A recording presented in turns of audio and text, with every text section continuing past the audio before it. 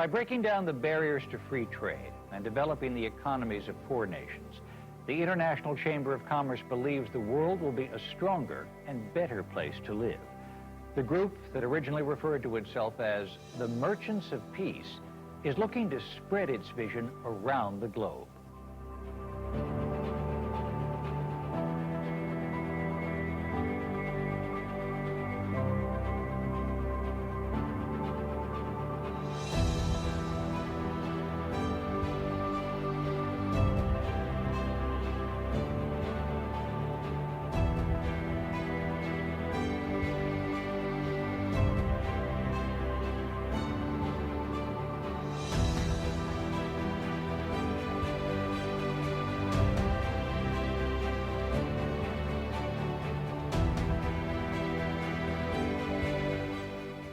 Arbitration has become the favorite, if not really the exclusive way of dealing with disputes in the international field.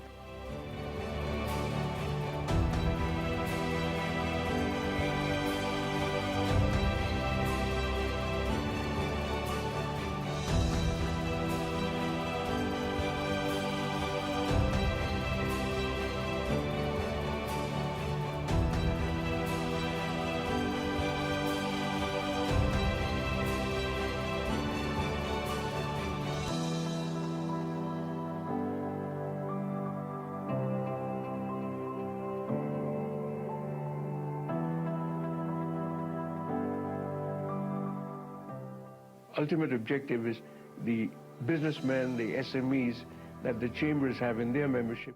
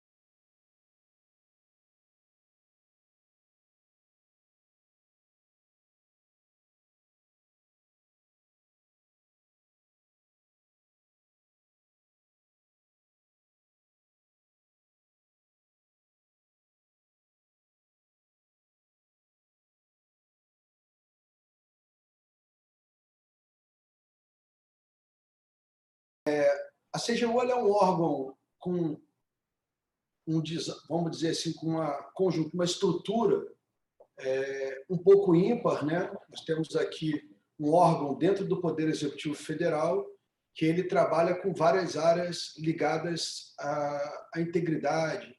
Então, se nós olharmos, nós somos um órgão que somos o órgão de auditoria interna do Poder Executivo Federal. E, além disso, temos outras 4 grandes áreas na casa que tratam de transparência e prevenção da corrupção, de ouvidoria, que seria ali onde ocorrem os canais de denúncia e todas as manifestações de cidadão, a parte de corregedoria, que trabalha com a sanção de pessoas físicas e pessoas jurídicas, né? E, por último, a Secretaria de Combate à Corrupção, que trabalha com investigações de casos de corrupção, áreas de informações estratégicas e acordos de leniência.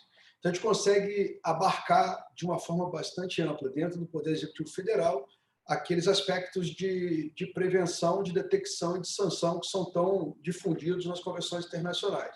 Então, a CGU tem essa importância, é um órgão recente que cresceu bastante nessa sua curta história, né, desde 2003 até hoje, vem se consolidando aí como uma verdadeira agência de corrupção dentro do governo federal, e eu acho que a gente vem contribuindo, junto com os demais órgãos de defesa do Estado, na luta contra a corrupção e também, dentro do aspecto da auditoria, no aprimoramento da gestão pública. Obrigado, ministro. Acho que Um dos temas que a gente tem conversado bastante, inclusive, temos nos encontrado na própria comissão lá do ICC, né, ministro? Assim, uma preocupação muito grande na parte de treinamento, educação, preparação, e essa visão, logicamente, ela tem alguns desdobramentos, seja no setor público ou privado.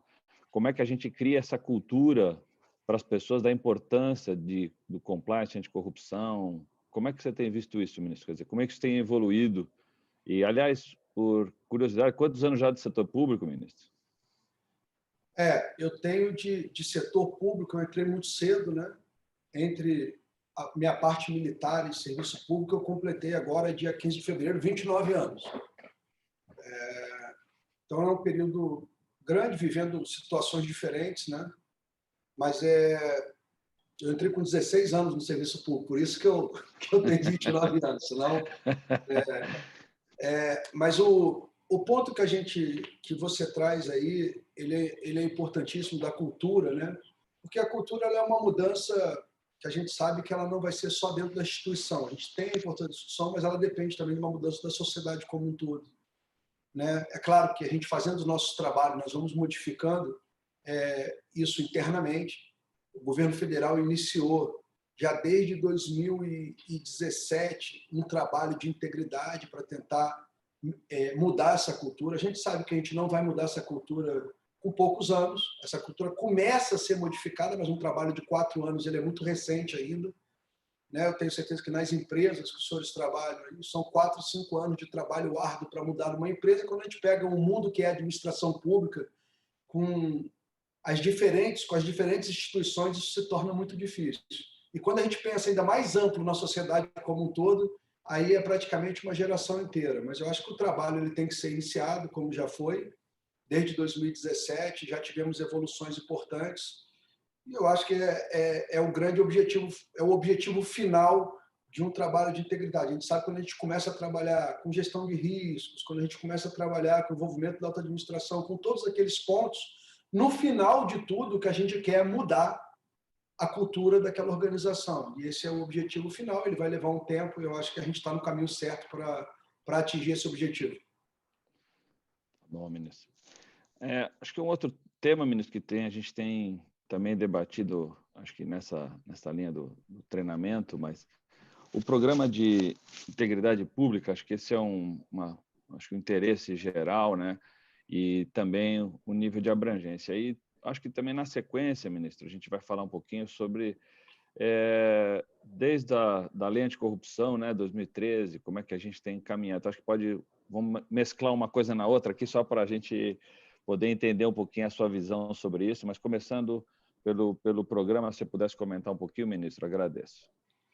Bem, a gente aprovou há um tempo atrás o decreto 9.203, ainda por ocasião do governo do presidente Temer.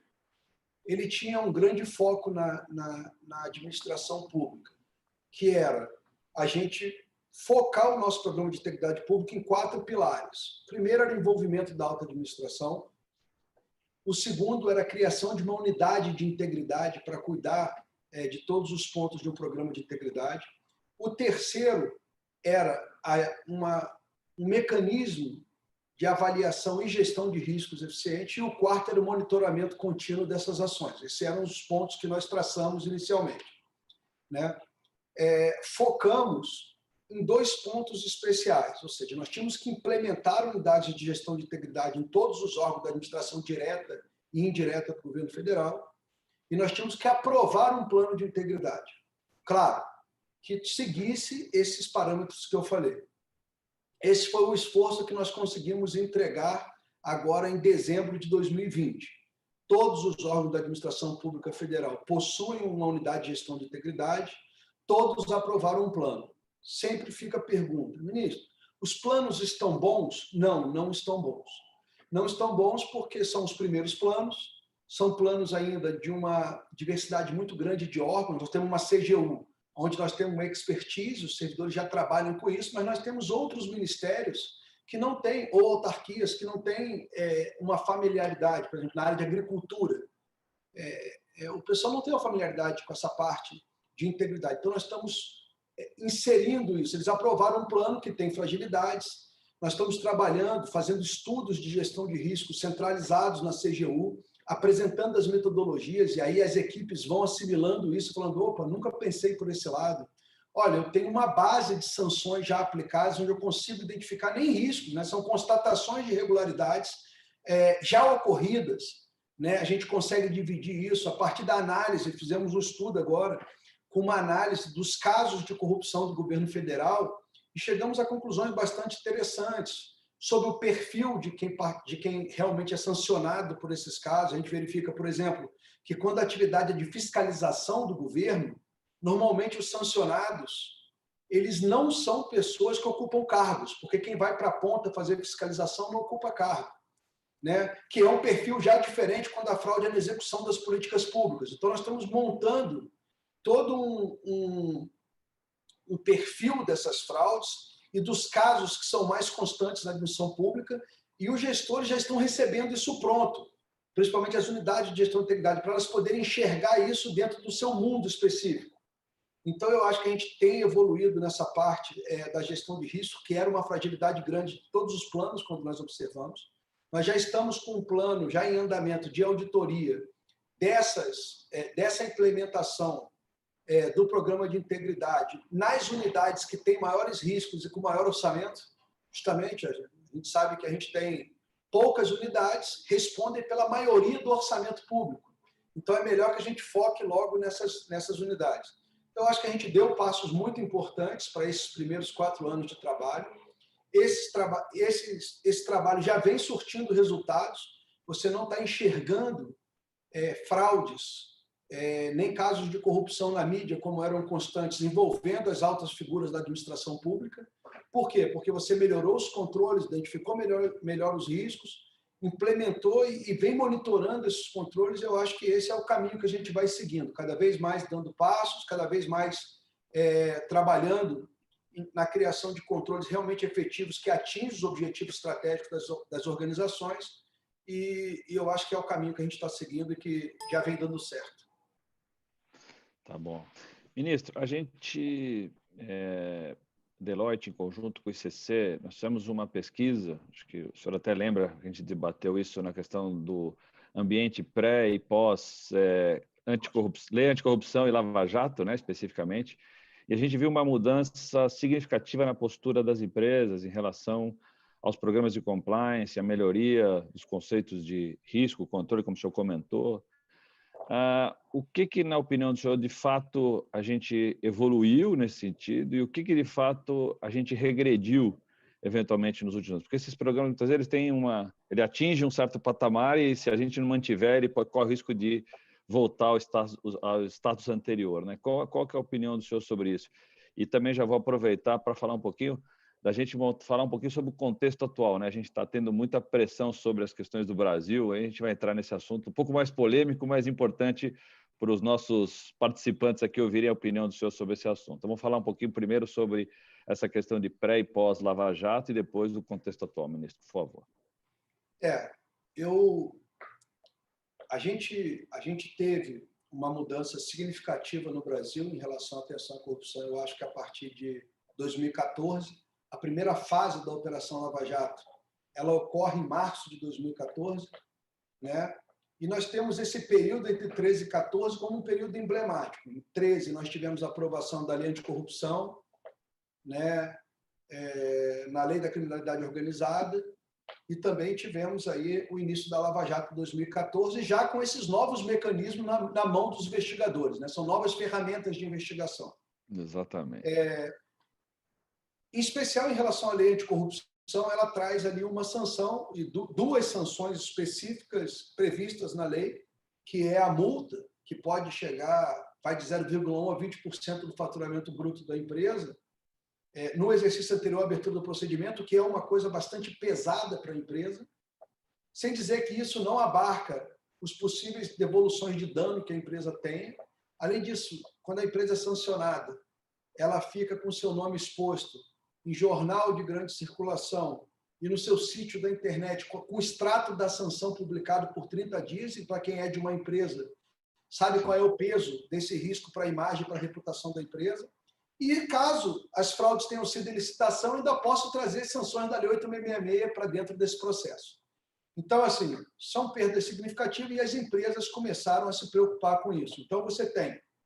Isso não tira o brilho da evolução das empresas. A gente poderia, por uma mudança cultural, já ter esse trabalho, mas também essa mudança pode iniciar por um dispositivo legal que crie sanções que estimulem as empresas a tomarem essa perspectiva.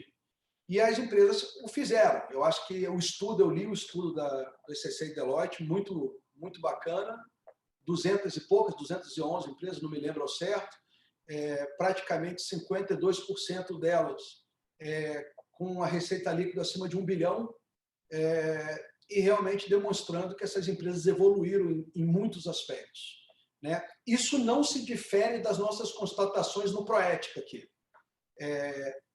Eu até confirmo as falas que eu fiz anteriormente, dizendo o seguinte: de 2010 a 2014, nós tivemos 45 empresas participando do Proética, em média.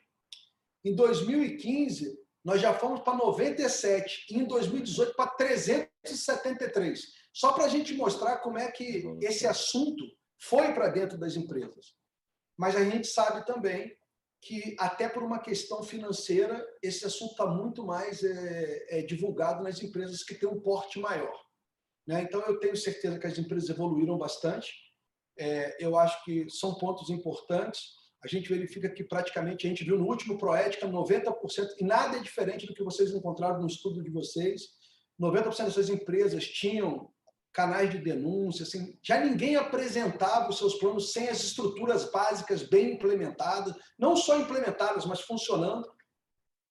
Mas a gente ainda verifica que eu acho que as fragilidades que ainda existem é que a gente sabe que leva um tempo para mudança efetiva de cultura. A gente identifica algumas falhas, como vocês também identificaram, por exemplo, no nosso trabalho, de regras sistematizadas para a escolha de membros da alta administração com critérios de integridade, ou então protocolos específicos de denúncia quando envolvem membros da alta administração. Ainda são falhas ainda dentro dos programas, mas eu acho que a minha visão é bastante positiva, né?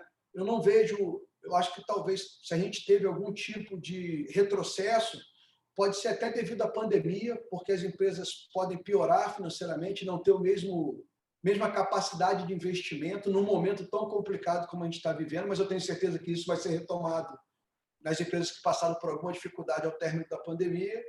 E eu deixo aqui, eu não quero nem falar de retrocesso, acho que a gente só vem evoluindo. Os retrocessos, a gente sabe que chegar a um patamar, como o Ronaldo, você falou, ele é muito difícil, mas manter é mais difícil ainda, né? Principalmente quando as empresas vão andando e se afastam de casos que elas já viveram. Mas eu acho que o caminho que o Brasil segue hoje ele é bem positivo e as empresas vêm melhorando significativamente, sendo que o grande desafio que resta para a gente é como implementar de maneira efetiva em empresas de pequeno porte. Eu acho que esse é o desafio, porque não existe um interesse financeiro muito grande e eu acho que a gente tem que adequar todas as exigências que a gente pensa num programa de uma forma mais racional para empresas de pequeno porte. Obrigado, ministro.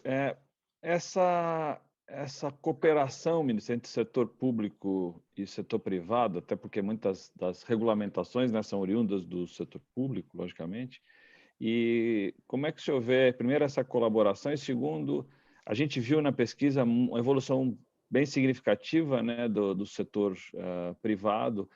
Logicamente, como o senhor comentou, né, tem o risco agora da gente, em função da pandemia, ter regredido um pouco. Não, vamos saber agora na próxima pesquisa se isso aconteceu ou não, mas acho que a gente teve conquistas importantes.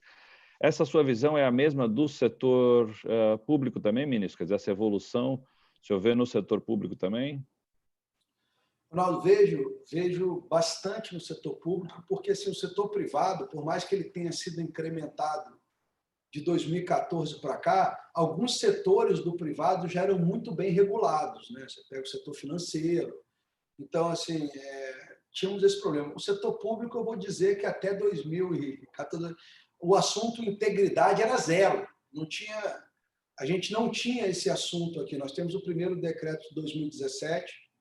Então, eu digo que a nossa evolução é muito grande, porque ela partiu do zero.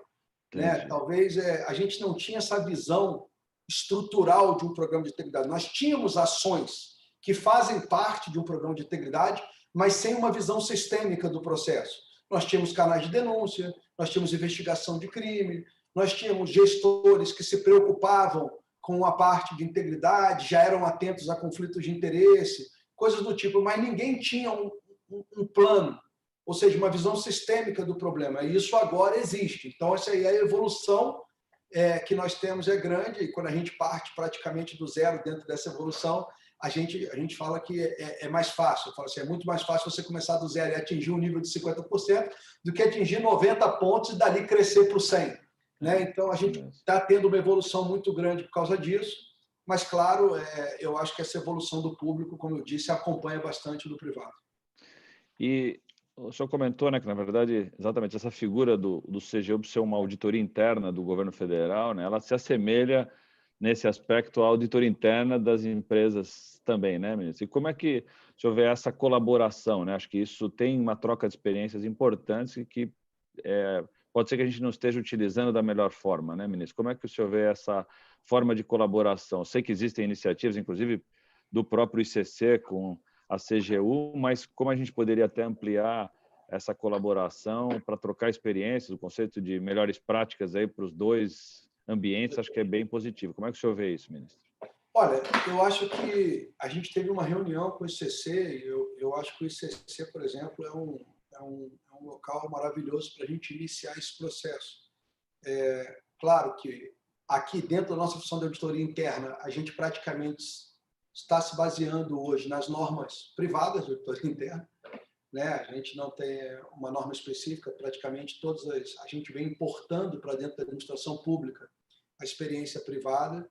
A gente vem crescendo bastante nas avaliações das políticas públicas aqui dentro. Eu acho que se vocês pudessem verificar os trabalhos que são realizados, principalmente porque o Brasil aspira hoje a entrar na OCDE, então a gente precisa, dentro dos parâmetros, passar a avaliar melhor nossas políticas públicas, e a gente vem fazendo isso, os resultados vêm sendo publicados na internet. Eu acho que se a gente conseguir unir o setor privado nisso, para ele ter uma observação melhor, ter como... Eu falo que aqui no âmbito da CGU a gente tem encontros constantes com a iniciativa privada, participamos de debates para verificar quais são as diferenças na área pública e na área privada e como que a gente pode adaptar os princípios. Então, eu acho que é um mundo. Eu falo que hoje, não só nessa auditoria, mas se a gente pegar no combate à corrupção como um todo, como você já bem colocou, a gente trata não existe combate à corrupção somente do público. Se o privado não estiver envolvido, isso não existe. O poder público não tem capacidade de entregar tudo que se espera. A gente tem limitações, a gente não tem como ter um número infinito de pessoas. Isso é uma junção de esforços em todos os campos, e eu vejo essa união entre público e privado como essencial dentro de todos esses processos. Ministro, o senhor comentou da OCDE, né? Como eu comentei, uma questão mais sensível, né? A gente tem sido questionado nos órgãos internacionais em relação a uma eventual regressão na questão de combate à corrupção, na questão do ambiente interno. E, logicamente, isso é ruim para todos nós como país, né? Não é só para o governo federal, mas para nós como empresários, para as empresas como um todo, também isso é muito ruim. Como é que o senhor enxerga isso e que ações estão sendo tomadas para minimizar ou para melhorar essa imagem, eventualmente, na questão do combate à corrupção, ministro? Esse, Ronaldo, é um problema grave que nós estamos vivendo hoje, né? E aqui a gente tem que ser bastante claro e bastante transparente nesse problema para poder compreendê-lo como um todo. O primeiro problema que nós temos é que a participação, claro, aberta de todos lá na OCDE ela é bastante importante. E nós estamos falando aqui dentro da OCDE, se formos falar de corrupção, especificamente sobre o WGB, né? Então, várias entidades da sociedade civil participam ativamente dos debates. E essa é a minha primeira preocupação. Nós temos entidades do maior respeito possível e outras nem tanto, que têm participações ideológicas e políticas. Então, assim, qualquer coisa que acontece no Brasil, você leva num espírito de fofoca. e chega uma hora que você já não está mais debatendo combate à corrupção. Você está debatendo a fala de alguém, se fulano disse isso, eu interpretei aquilo naquela fala, o que é ruim. A gente tem que procurar focar na realidade. Temos problemas para resolver no Brasil, mas já venho reclamando há um tempo, principalmente no âmbito da OCDE, que ou a gente coloca racionalidade na discussão, ou é uma coisa sem fim. Se eu abrir um canal de... Eu tenho uma coisa que é canal de denúncia, outra que é canal de fofoca. E vocês que vivem com integridade sabem disso. Se você não faz essa diferença, daqui a pouco você está dentro de uma discussão que não vai levar ninguém a lugar nenhum. Então, a gente está vivendo isso dentro dessas discussões internacionais hoje. Quando a gente consegue isolar um pouco esses pontos e focar no que interessa, nós temos pontos de acompanhamento hoje e de preocupação. Alguns pontos que eu concordo, outros que não concordo. Quando a gente fala de regressão, eu não vejo uma regressão direta nas ações de combate à corrupção dos órgãos de defesa. Seja ou aumentou seu número de operações, não tem sido limitada no seu poder de atuação, assim eu vejo no Ministério Público, assim eu vejo na Polícia Federal. O que nós temos é o seguinte: quando vamos analisar, nós temos alguns aspectos que justificam uma preocupação que precisa ser acompanhada e outros não. Então, vamos pegar aqui alguns pontos específicos que estão sendo acompanhados nesses organismos internacionais. Lei de abuso de autoridade. A lei de abuso de autoridade impacta negativamente no combate à corrupção? Nossa leitura, já passado um tempo de aprovação da lei, é que não. Esse é um ponto de atenção que está sendo verificado. Ou seja, alguma autoridade pública tem deixado de entrar com uma ação, com alguma coisa, com medo da lei de abuso de autoridade? Até agora nós não identificamos nenhum problema em relação a isso. Decisões judiciais recentes que podem afetar o combate à corrupção. Prisão em segunda instância afeta? Na minha opinião, afeta. É um dos acompanhamentos. Isso aqui é um entendimento judicial ou uma mudança legal, que não cabe simplesmente ao Executivo. Eu tenho que aprovar essa lei no Congresso ou eu tenho que mudar a interpretação do Supremo Tribunal Federal. Então, é um ponto que está em observação, é um ponto que fortalece a impunidade, então ele é contra a corrupção, ele tem que estar em atenção. Então, os pontos que estão sendo acompanhados são pontos nesse nível. Por exemplo, o bloqueio lá, a suspensão dos processos da Receita que estavam em andamento, e houve uma decisão do STF, é outro ponto que está em observação. Então, nós temos alguns pontos em observação nesses organismos internacionais, em especial no WGB da OCDE. Foi montado um grupo específico para isso aí, e eles estão acompanhando esses pontos. Em termos de regressão, o que me preocupa é a gente estar atento ao que pode regredir. Nós temos que, dentro desse momento, analisar o que está em excesso e o que pode representar algum tipo de regressão. Esse é o grande ponto a ser analisado. Eu até discuto aqui, eu falo assim, a lei de probidade administrativa. Muitos discutem sobre a possibilidade de manutenção de uma sanção que venha ferir os princípios da administração pública. Isso abre um leque de entrada de ações contra o gestor absurdo, porque o princípio da moralidade ele pode ser bastante amplo dependendo da visão de cada um que está entrando com a ação. Então, a gente fica dentro desses pontos. Eu acho que desse ponto tem que ter uma discussão lógica. Agora, nós temos que analisar com calma cada uma dessas ações, como elas vêm afetando o combate à corrupção, e aí eu acho que nós temos que unir nessas pautas, né? Ou seja, da gente diminuir a impunidade no Brasil, não permitir a mudança de normas que venham a fortalecer a impunidade, que venham a dificultar. Eu vejo discussões que tiveram, que graças a Deus foram resolvidas. Pode o COAF, como Unidade de Inteligência Financeira, compartilhar informações? Claro que pode. Claro que pode. Precisa de autorização judicial? Claro que não. No mundo, se precisasse, não criaria uma unidade como essa, continuaria com quebra de sigilo. Mas parte dessas dúvidas já estão sendo resolvidas e os processos já estão voltando ao normal. Então, assim, a gente tem que analisar com bastante calma para que a gente não faça nenhuma acusação aí equivocada. Mas eu acho que a gente tem que estar atento. acompanhando para que a gente não seja surpreendido por normas que venham a prejudicar o combate à corrupção. Tá bom, ministro, estamos chegando já próximo ao final aqui, né? Antes das considerações finais, acho que, além de agradecer, ministro, a sua participação, acho que, como sempre, o senhor é bastante direto nas respostas e conte com a gente aí, o ICC, Deloitte e outras empresas que participam aqui também para ajudar. O interesse é comum, ministro, a gente sabe disso, de melhorar o ambiente de combate à corrupção, o ambiente do país como um todo. Acho que todos nós ganhamos com isso, ninguém perde nesse contexto, tá certo? Então, pode contar com a gente, sempre muito bem-vindo e sempre um prazer ver. Então, suas considerações, ministros, finais aqui, só para a gente encerrar essa parte do evento, por favor. Bem, Ronaldo, eu queria agradecer a possibilidade para a gente debater um pouco. Eu sempre coloco que a gente tem, e todos que estão aqui, que estão participando, têm um conhecimento muito grande da responsabilidade que todos nós temos. Assim, a responsabilidade que eu tenho no público não é diferente da responsabilidade que vocês têm no privado. Assim.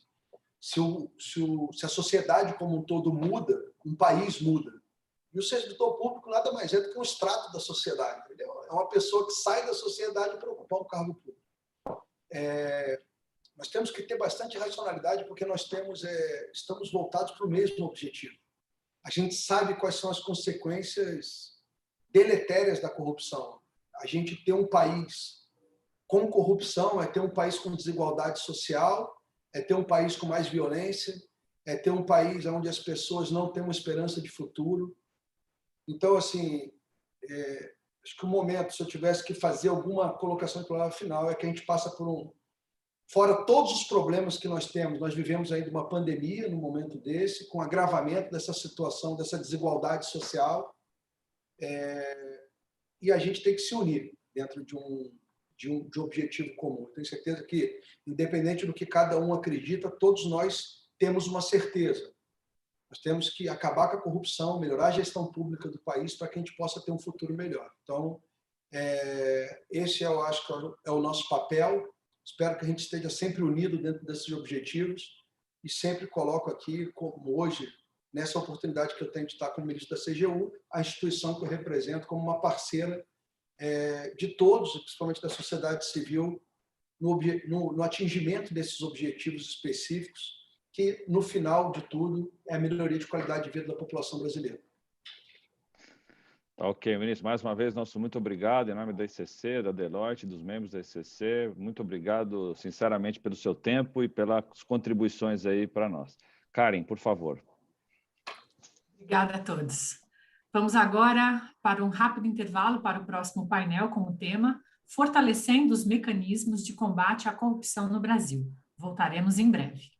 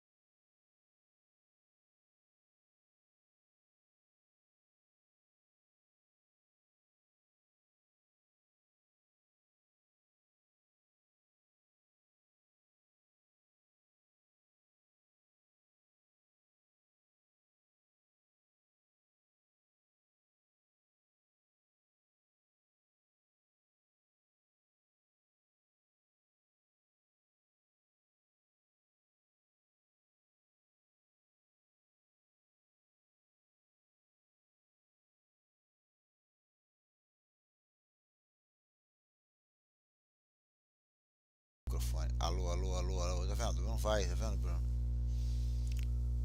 Porque eu não tô na reunião.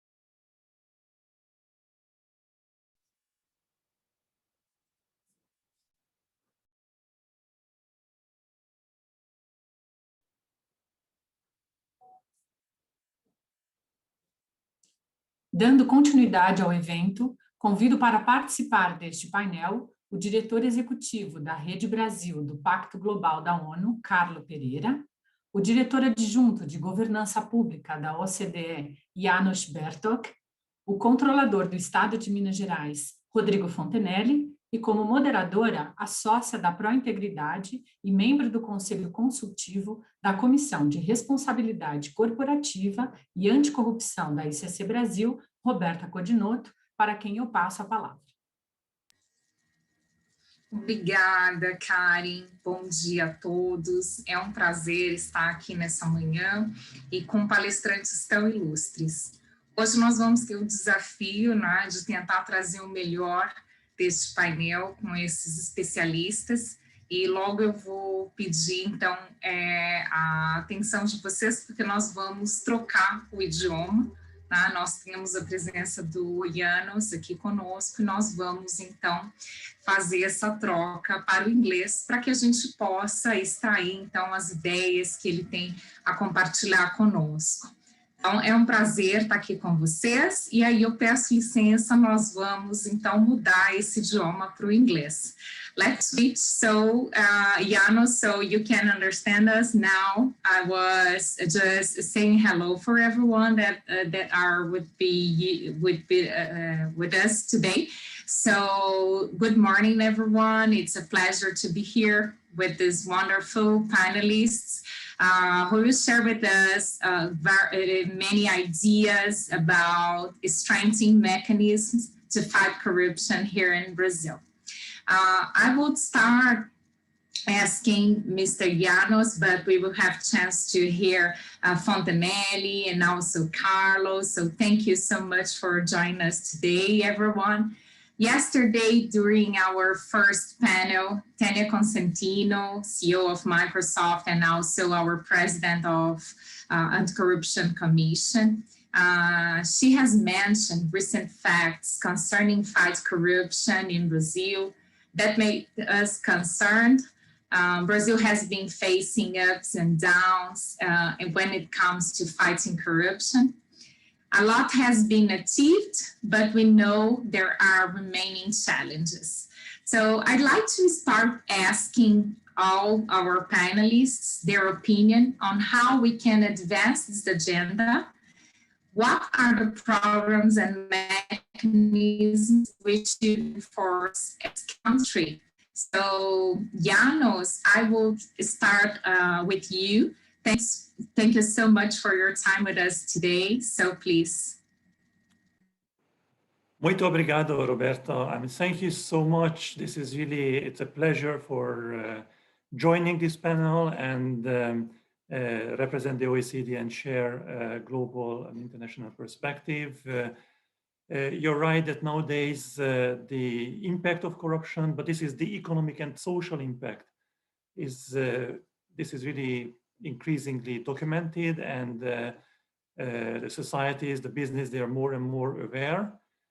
The corruption leads to this business environment that favors the politically connected companies, and this is a major impact on innovative and productive companies. So there's in the OECD as an economic organization, we measure how this has a significant impact on the productivity, the innovation in countries, but also it widens the inequalities. So how this impacts the delivery of public services, the inclusive and sustainable growth. And more recently, there's a huge discussion about the impact on democracy and how corruption undermines the values, the trust in government, trust in public institutions. What is different, and this is the impact of the pandemic. So the COVID-19 crisis accelerated megatrends like the digital transformation, but also the decline in trust, but also created a lot of opportunities, vulnerabilities, risks for fraud and corruption, because there are huge amount of money is mobilized for recovery or just for social spending. So in that context, controlling corruption requires much more. much more than one action or one actors, the public or the private sector. This is really time for true collaboration. And this is not only detection, this is not only sanctioning. Enforcement, of course, this is necessary. Enforcement is incredible. Enforcement is really, it's a cornerstone. But it's really time to work together for preventing and building a culture of integrity as a collaboration between the public and the private sector. And the regional barometers or the different surveys in Brazil or Latin America or globally, they show very alarming trends.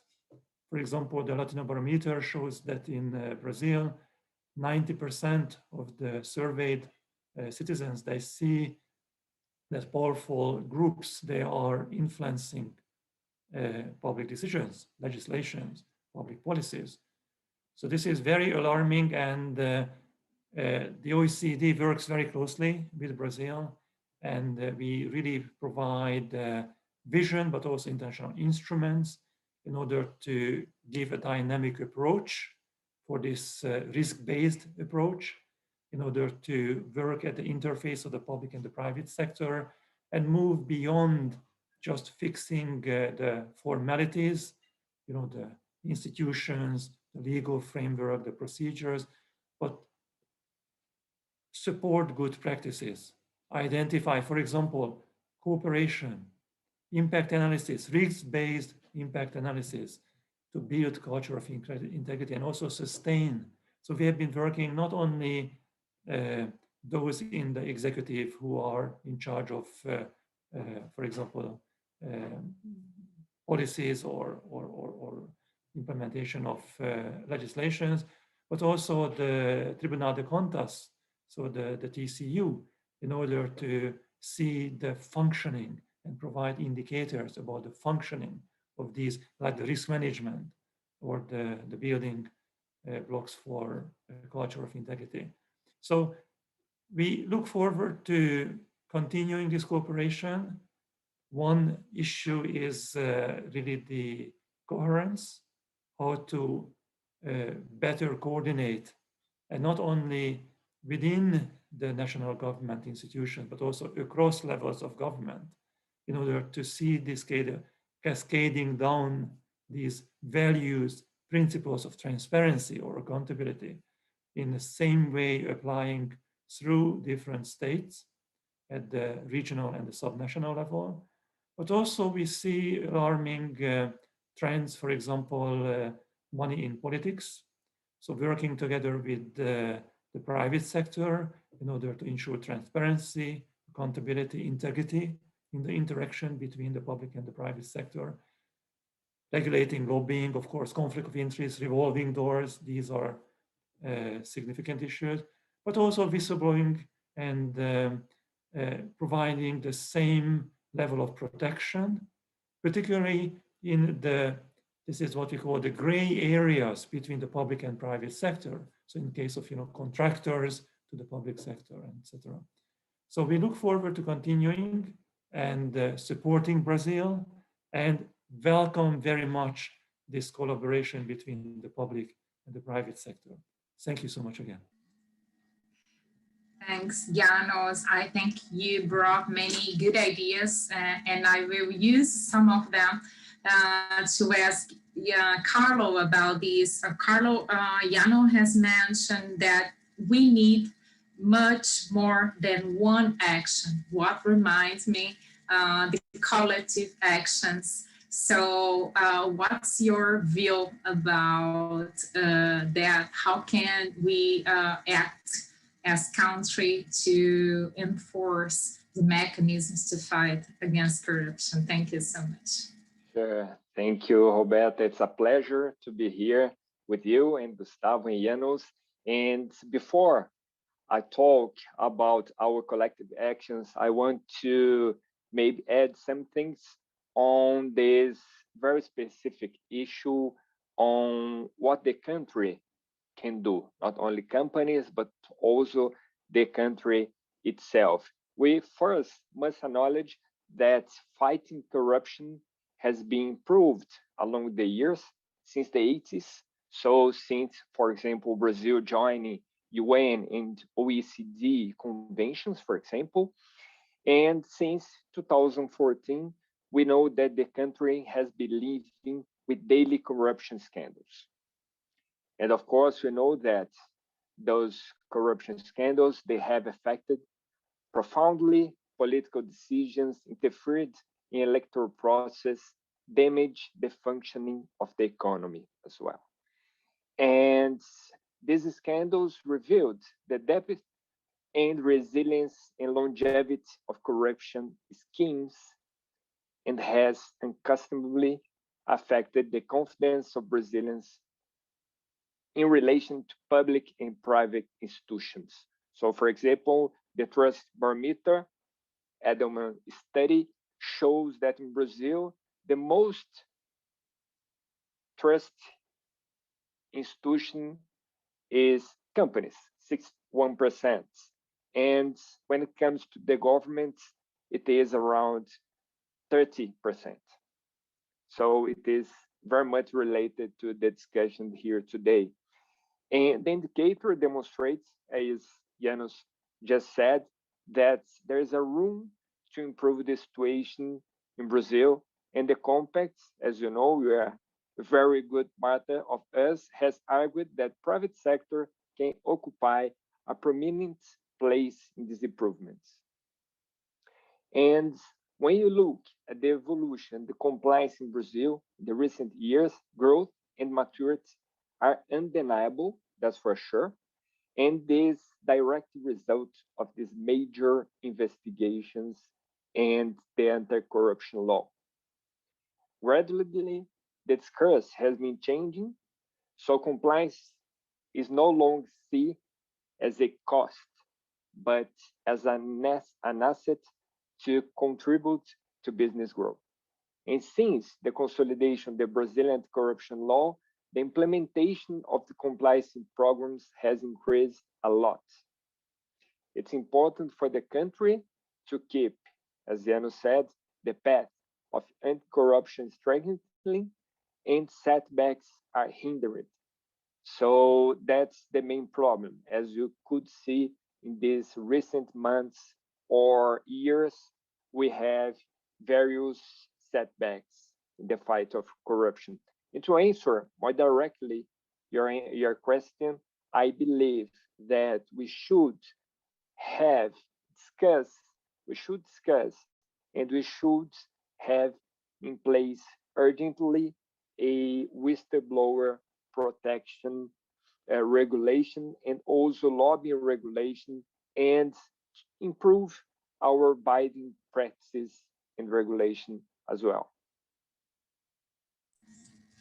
Thank you, Carlo. I do believe that is the way that we should follow.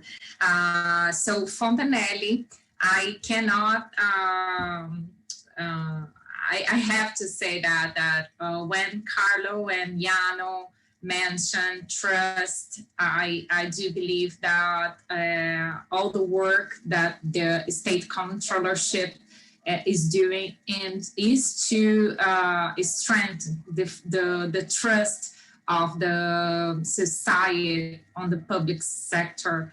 So I would love to hear your view on that. And you know that I am a big fan of the public integrity program that are being developed in Minas Gerais. So Fontanelli, please share with us your view.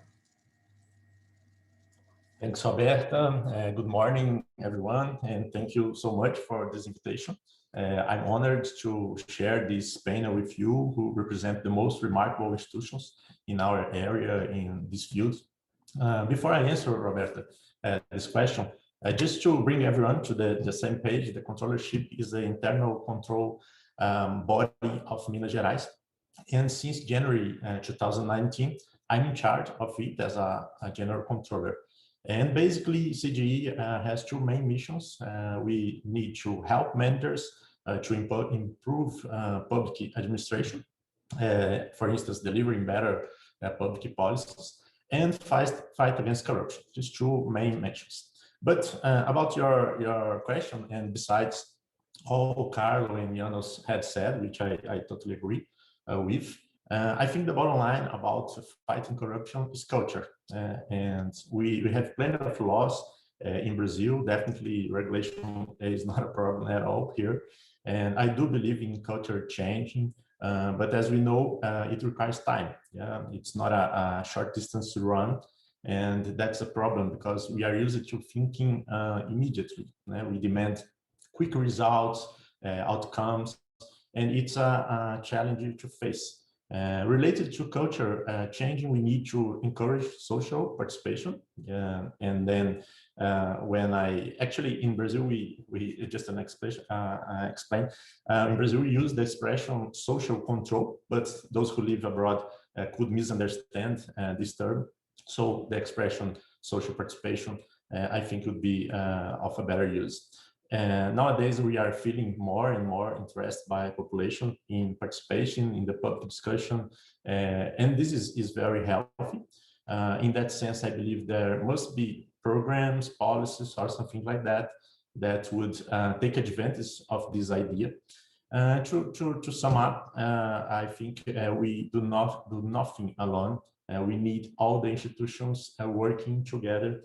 And I'm using to saying that we are not in the same boat, but should at least row in the same direction. I think for this question, that's it. Thanks again. Yes, great ideas. So I do believe we could spend the entire day talking about these wonderful ideas. However, we have limited time to conclude our discussions, and I have the mission to take the better ideas from you guys. So I'd like to ask the next question to Janos. So from an OECD perspective, how can Brazilian companies act effectively to strengthen the fight against corruption, and what are their roles? So could you give us a big picture about our role on this fight against corruption? Thank you. Thank you so much. This is an excellent question, and actually following up many of the previous from Rodrigo, like the collective action, but also the partnership. And I'd like to emphasize two aspects. The first one is in this partnership, how the government collaborates in order to create this enabling environment for the companies. But this is again in partnership. So everyone plays a role in this partnership. And the second is related to the collective action, how to maintain the responsibility and set an example by the companies. For example, when interacting between the decision makers and the corporate leadership. So for the enabling environment and starting this shared responsibility, actually the OECD promotes what we call a whole of society approach. So everyone has a role, and we are putting this all together to recognize the crucial role of the private sector. I mean, we cannot do this. No nation can do this without the private sector. Also the civil society, also the individuals, the users, but the private sector is it's a fundamental partner. The interactions between the public and the private sector determine these dynamics. And actually we have a recommendation on public integrity and also a handbook available also in Portuguese, which provides many good examples. And one of them is, of course, how to translate the laws, how to provide incentives, the nudging, change, we use behavioral insight, change the attitudes, the tolerance in company compliance, but also incentive systems. So you could be also proud in Brazil, for example, the Pro Ética. I mean, you have, significant, in the past 10 years, and this is run by the CGU, your counterpart at the federal level. So these are very concrete examples, how to support the voluntary adoption of integrity measures by companies. And this is actually part of an international trend. And in many ways, Brazil is also shaping as a vanguard the international trends.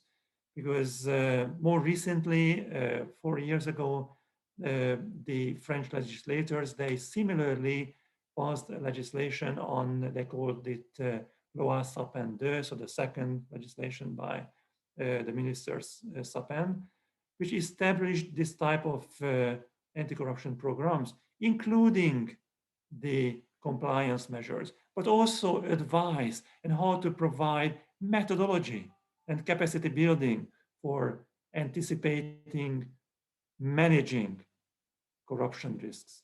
So these are good examples, and I would, of course, welcome to further collaborate with Brazil. The second aspect I mentioned for the collaboration, and this is really collective action, is how to set the leadership example by the private sector in the interaction with the public sector or other leaders.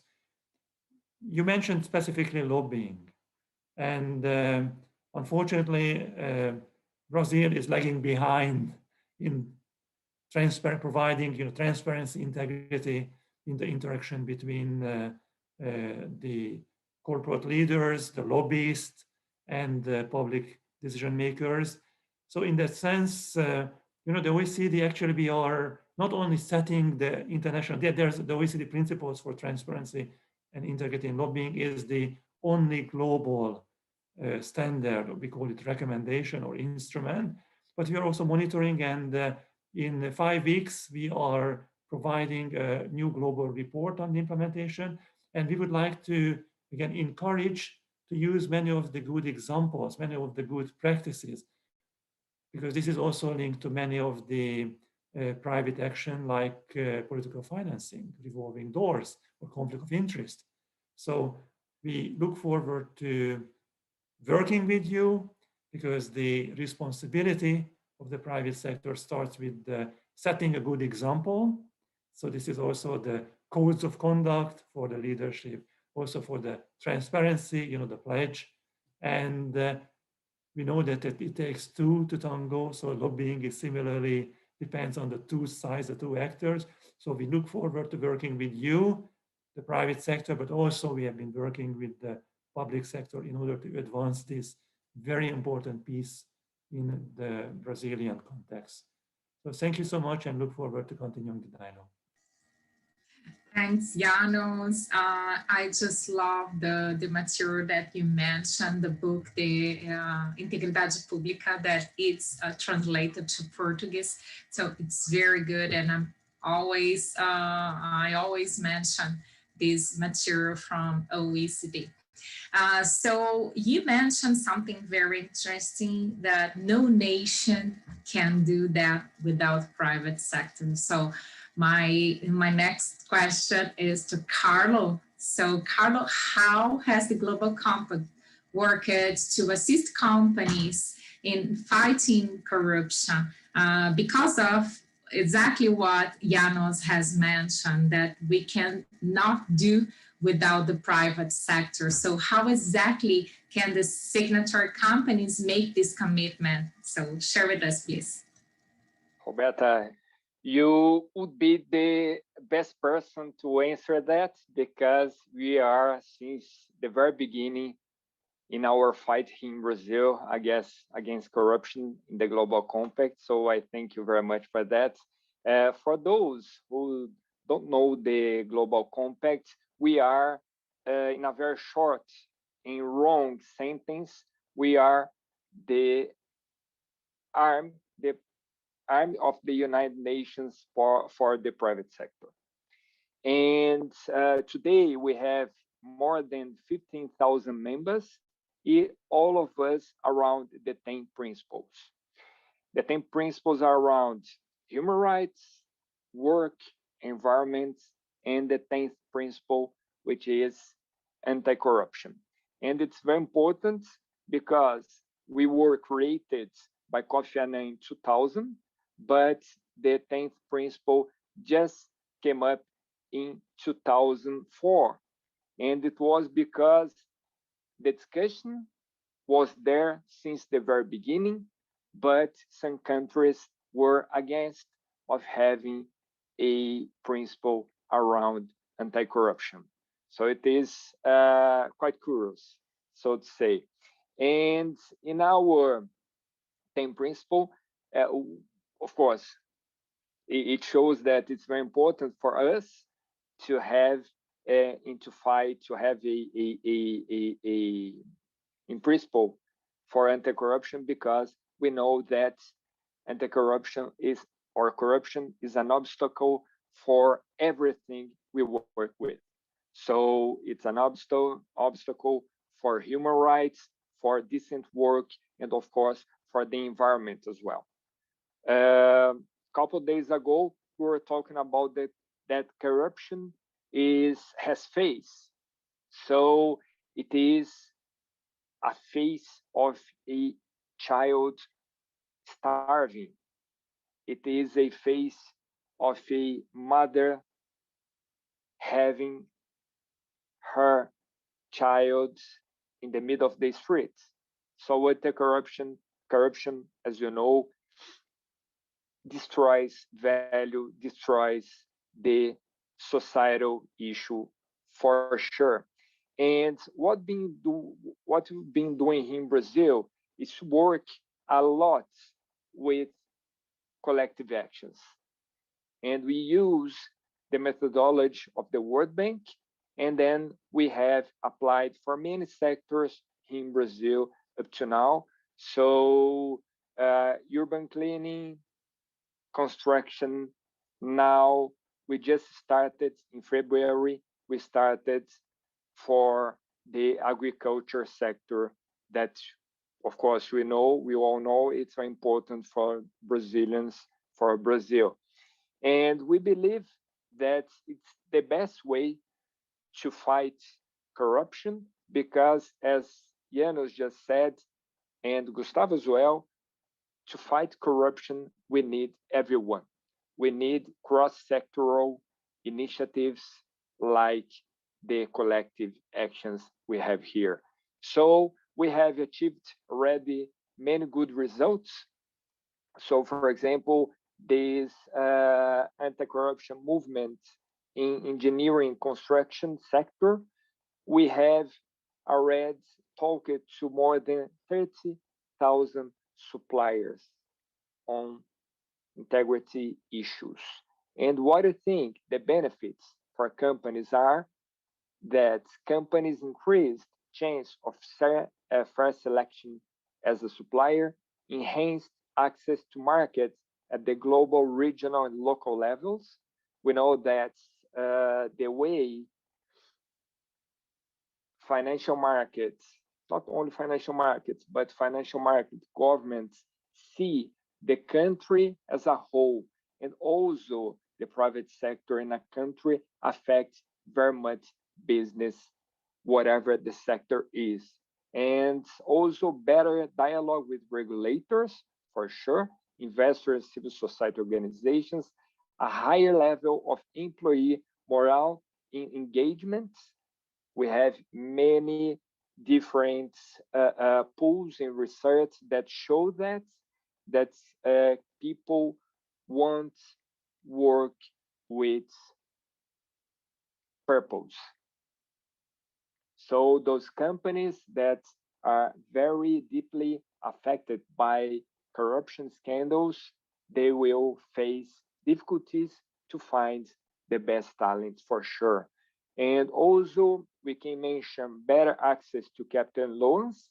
As I said, money become more expensive, protection from legal penalties, and last but not least, saving costs formerly paid as bribes enhance reputations. So, as I said, the best way, the only way, I believe, to really fight corruption and to tackle those negative impacts of it is to have collective actions, is to have private and public institutions work side by side. Thanks, Carlo. I do believe I am a signatory of Global Compact, and I'm also supporting the anti-corruption group as well during many years. So you mentioned something very interesting, and also Jano said that the interaction between public and private sector needs to be improved and needs to be held as well. So I would like to ask Fonte about what you are doing in the state controllership of Minas. What are the challenges faced by the state controllership to strengthen the culture of integrity? And I will ask as well, also the culture of jeitinho that we still have here in Brazil. So what are the challenges there? Fontenelle, please share with us. Thanks, Roberta, for this question. I would say that it's a daily challenge, but there are three things that I would like to point here. The first one, it's about conjuncture aspects, and because when we are talking about, and you know it's better than me, about culture of integrity, we are talking about people. And the second one would be endogenous characteristics of the state controllership, I mean of CGP. And the third one, the exogenous characteristics of Minas Gerais public administration. When I arrived here, Roberto, in Minas Gerais, I was faced with a scenario that I identify as a non-favorable legacy of the culture of integrity in 2019. Everybody knows that public transparency is one of the most important keys to public integrity. And if we are, Minas Gerais, we are right now in the first position of transparency ranking of CGU. Only 2 years ago, we were in the 20th position. And talking only about access information requests in 2019, we had to face hundreds of unanswered requests. And identifying those problems and solving them with fast and energetic solutions were fundamental to convince people, all people here in Minas Gerais, that we were talking very serious about integrity promotion since the beginning of this new administration. The second one, some endogenous characteristics of the internal control agents in Brazil might be also defined of this culture of integrity. And what I'm talking about here, I'm saying that during years and years, we auditors, we were trained to act evaluating the results of public policies and programs, auditing and applying sanctions to public servants who were divided in their functions. But on the other hand, I'm strongly convinced that in order to promote integrity in public administration, we must act preventively. For instance, by providing timely advice for public actors, as well as alternative pathways for reporting violations of integrity, policies and guidelines. Yet, acting like a consultant demands different skills to auditors, and our career maybe wasn't prepared for that. And we need to understand some aspects of public administration that we are not previously trained, and that's a challenge. To fight against corruption before something happens, not after, is more efficient. Not only the costs to the society are lower, but as a result, the reputations of our institutions are fed with good news. And last but not least, we must demonstrate to politicians, public managers, public servants that acting with more ethics and integrity will bring better results, not only to society, but also to them. My point here is acting with integrity is a win-win situation for everybody, but sometimes the benefits are not so evident because the results are not immediate, as I said before. Summing up, the integrity policy implementation and enforcement must be a sustained effort in order to induce real culture change without losing sight that it takes time to have its impacts measured. So I think that's it for this question, Roberta. I do believe you face many challenges every day. So we work with people, yes, and people make mistakes sometimes, not always. So Janos, I would love to hear from you some insights about the requirements to Brazil to become a part of OECD. Recently, we had opportunity to hear from our Minister of Transparency, Wagner Rosario. He was with us today in the first panel. He brought the initiatives that are being made by the government. So what we'd like to hear from you is, considering the requirements to Brazil to become a part of OECD, how can companies act on a positive agenda to address them? So probably we'll form a task force to discuss how can companies can do that. So we would love to hear from you. Thank you so much. Thank you so much. The accession process has not yet started. So this is still, we are in preparation. And of course, this is the decision of the member countries. But in general, the OECD is a like-minded group of countries, because they share the values related to the role of private sector. Of course, they share good practices. And also they agree on, we call it instruments or certain recommendations or even convention, like the anti-bribery or the foreign bribery convention, in order to meet these expectations, what they set together. And in the accession process, fundamentally, the members, so the countries, they review what are the legislative, institutional, procedural frameworks in the country in order to apply in concordance, so in line with the agreed recommendations or international OECD recommendation or these instruments. I mentioned a couple of them. The anti-bribery convention is it's a mandatory, and Brazil has been part of the bribery working group for over 2 decades now.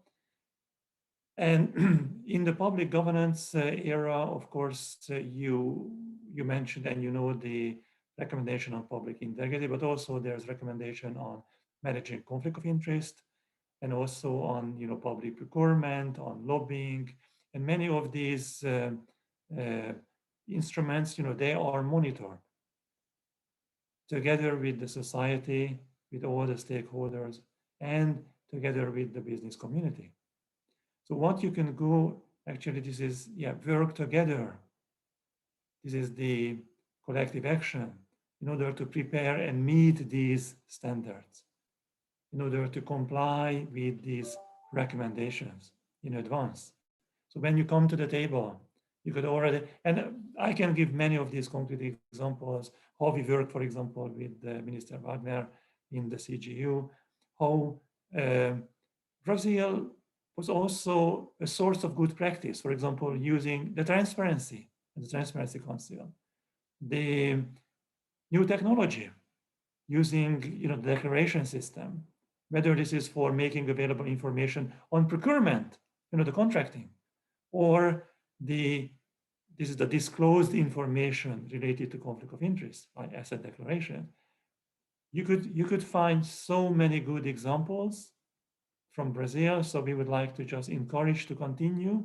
And of course, we provide access to all these insights and good examples from other countries to encourage your work. Thank you so much.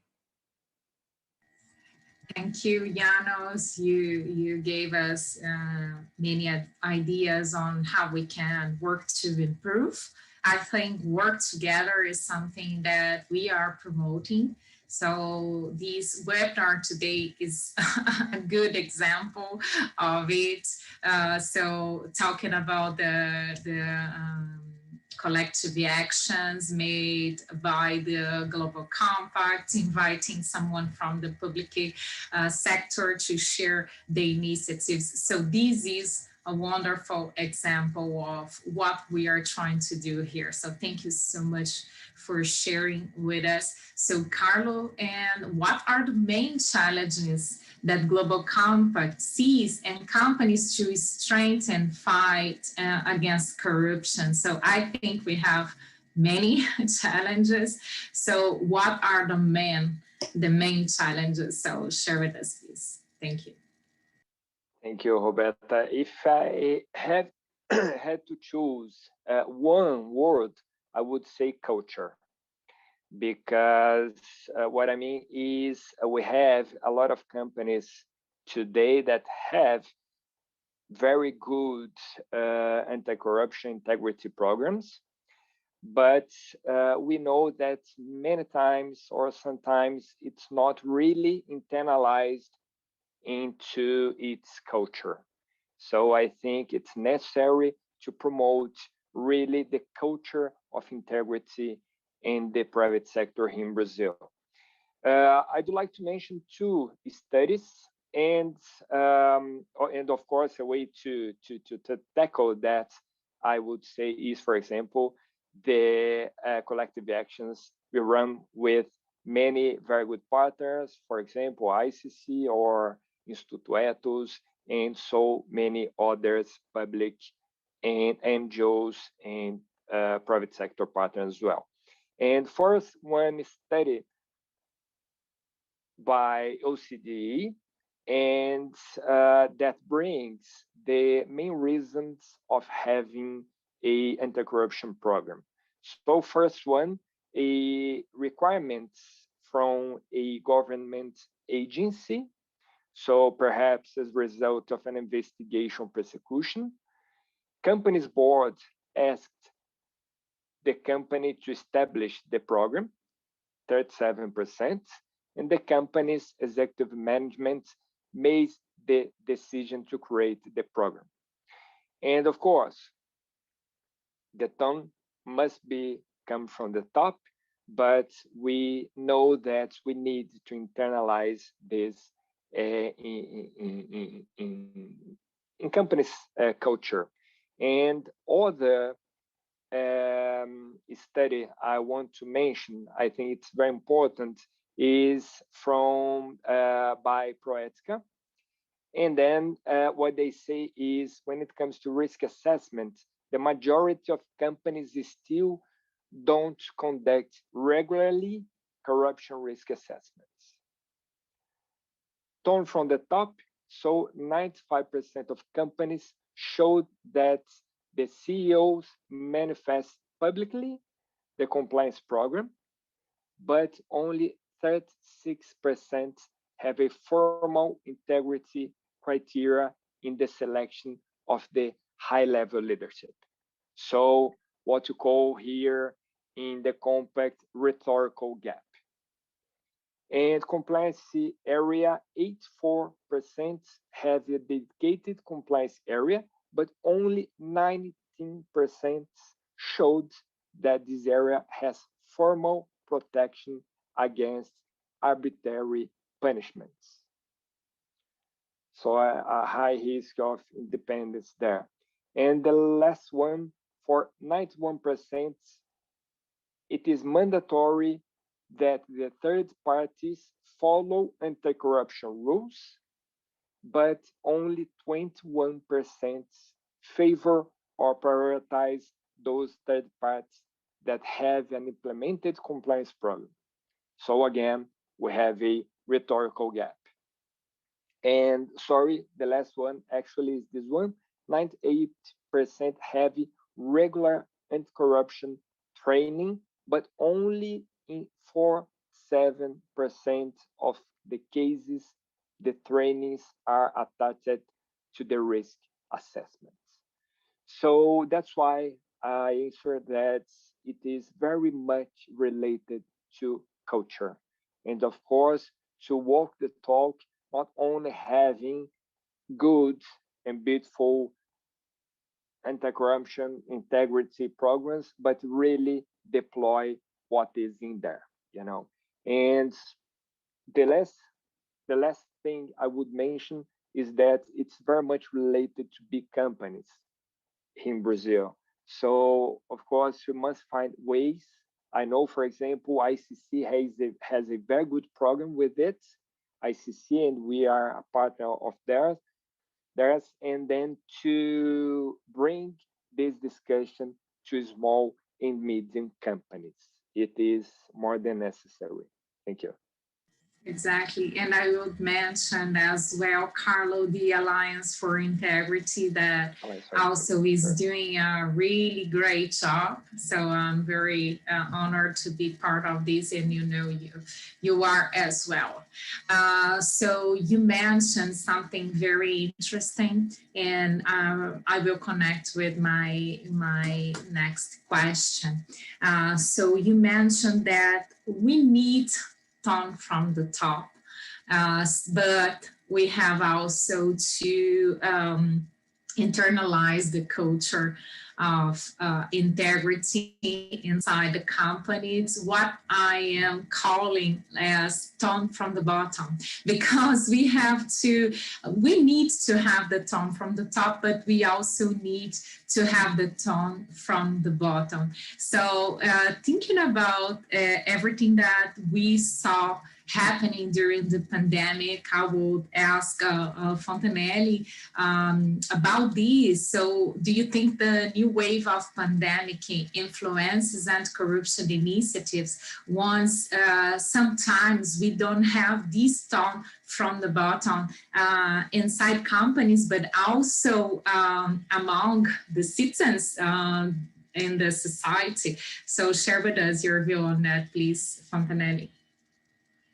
Thanks, Roberta. That's a good question, and I'm using to saying that the pandemic, I mean, since the beginning, and it doesn't matter which wave we are, was a perfect storm when we talk about corruption, and similarly about anti-corruption initiatives. The COVID-19 pandemic brought to public administration several challenges to deal with. Their effects, and we must say openly, we were not prepared for this. We are all familiar here with the theory of the fraud triangle. I think we are. I believe that the pandemic affects the three sides of this triangle. COVID-19 enhanced the opportunity to commit more irregular acts because we had to relax some rules, some legislation. COVID-19 also increased the pressure on people, either because of unemployment or because of healthy issues, for instance. And finally, because of COVID-19, we have a lot of people rationalized more possible deviations. I think this would be the three triangle sides. And so in my experience, what kind of actions now we should concentrate on? The first one, reinforce internal control at COVID-19's public procurement. The second one, create shared solutions with other subnational governments, as we are facing the same sort of problems. The third one could be involve the business community in our discussions about integrity in public-private relations, as Janos and Carlo already said, and promote social control with official data to undermine the effects of fake news or some common misreads of reality. And I think the last one could be to promote effective deliveries to the population by evaluating the cost-benefit ratio of every public policy.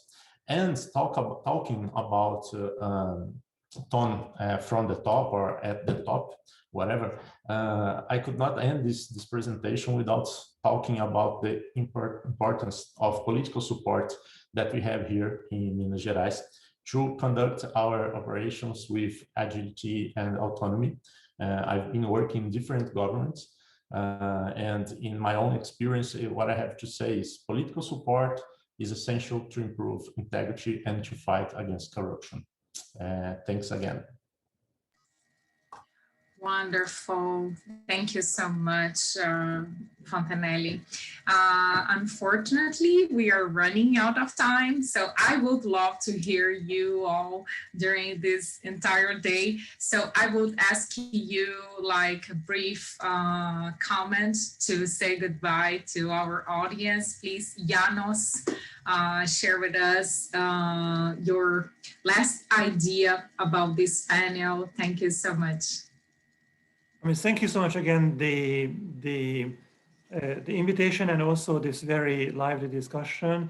Maybe this example and the recent developments remind us that it's not always obvious that sometimes very fundamental decisions or programs, they are continue. And in the case of anti-corruption and integrity, how to sustain, how to engage, how to change the culture, not only in one actor like private sector, but in the whole society, in government, in the political arena. I think this is one of the remaining challenges to maintain this momentum and of course support the accession process and the negotiations to the OECD. So thank you so much again for the invitation. Thank you, Jano. Carlo, please share your last idea with us. Thank you. Thank you, Roberta. I'd like first to thank you very much for this moderation. Thank you. And to also give a big hug to our panelists here as well. And what I'd say is aligned with what Janos just said. It is it's very important to internalize integrity in your culture. And of course, we have to remember that fighting corruption or corruption itself, it is very dynamic. So it's not now we are in a very good shape. So all the problems are in the past. As you said, Roberta, it is of course related to people. So we need to keep on capacity building people. We need reinforce every day, all the time, everything we're discussing here. So thank you again. And for sure, the Global Compact is always open to new endeavors in this field. Thank you. Thank you so much, Carlo. Fonte, could you share with us your last thoughts? Thank you so much for being here with us. Sure, Roberta. As we run out of time, I just want to say again, thank you. It was a pleasure to be here with you. And for those who are interested in knowing more about CGE, you are very welcome to check our social media and access our website. Thanks again. I do recommend that because you guys are doing a great job there. So thank you so much for your time with us, Fonte, Janos, and Carlo. I really learned a lot today. Thank you so much for everyone that's with us here. So I will ask Karen to help us with the ending of this panel. Thank you so much. Faremos agora mais um intervalo de 15 minutos para o próximo painel com o tema Alavancando a tecnologia para criar mais transparência e integridade. Voltaremos em breve.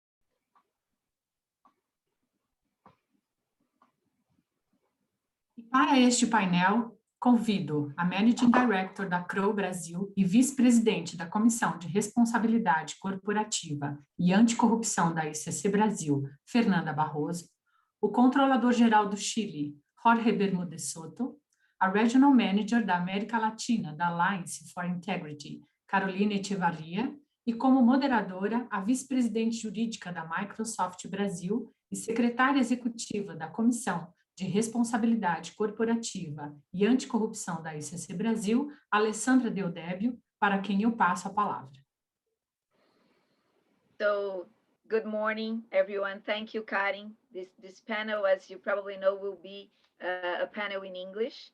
I would like to welcome here Fernanda, Jorge, Carolina, to have this conversation today about how technology can leverage integrity and transparency in the control and this fight for a compliant environment.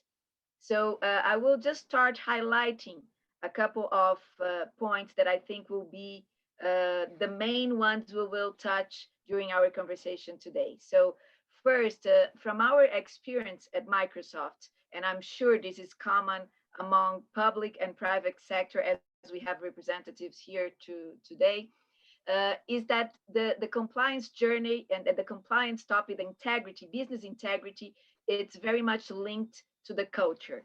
It's the foundation of the way we do business.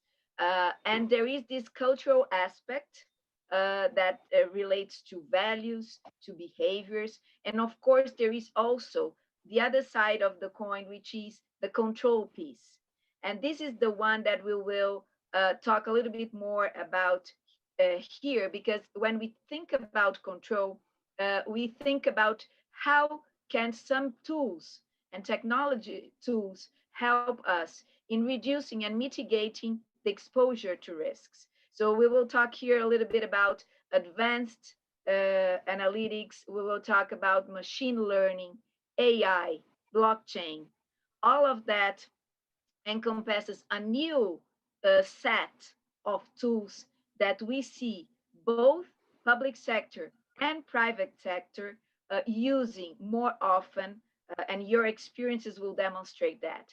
On our side here at Microsoft, we have used artificial intelligence and some of those tools also to identify what we called a high-risk deal desk.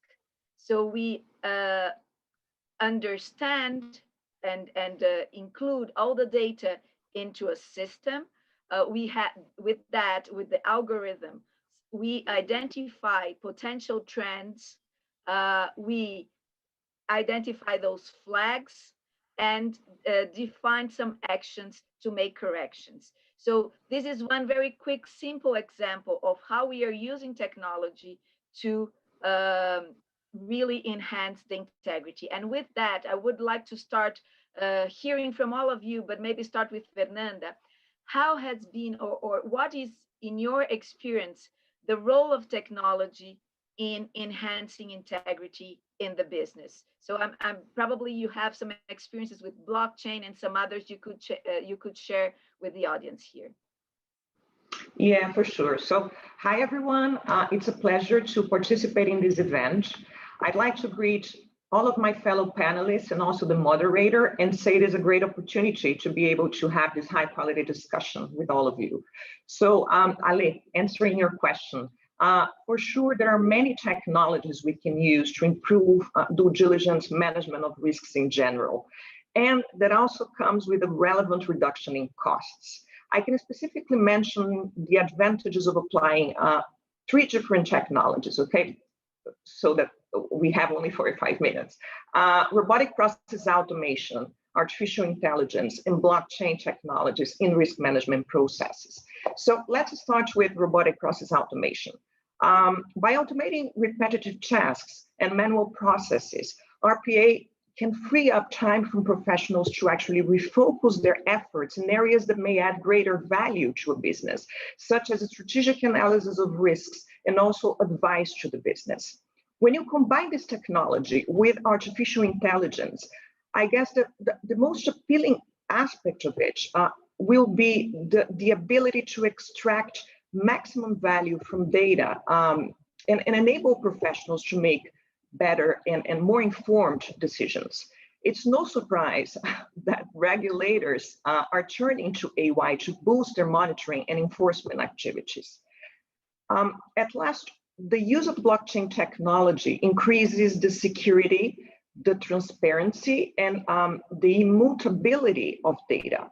It allows us to use smart contracts to validate transactions. So when a process meets a set of predefined conditions, a transaction is validated and other actions are automatically triggered. I can tell you that none of these tech options are particularly expensive, and many of them are available as open source products. And to finalize here, I think it's important to give practical examples. So let me give you 3 practical examples of the combination of these technologies for risk management purposes. So first one, for instance, we can automate document analysis. So Ale gave you already an example of that as they're using Microsoft. So we can scan, for instance, legal documents or other non-structured data and apply their semantic technology, data point models to convert regulatory text into what we can call natural language processing systems. And the actual result is that a business can update documents and processes whenever regulatory text is updated. Other applications in the field of risk management are the monitoring of financial transactions in order to identify fraud or corruption, and also the sanction screening or risk rating of suppliers and customers. So, by doing that, I think compliance and risk management are moving beyond its traditional role of value protection to have a more intrinsic role in value creation.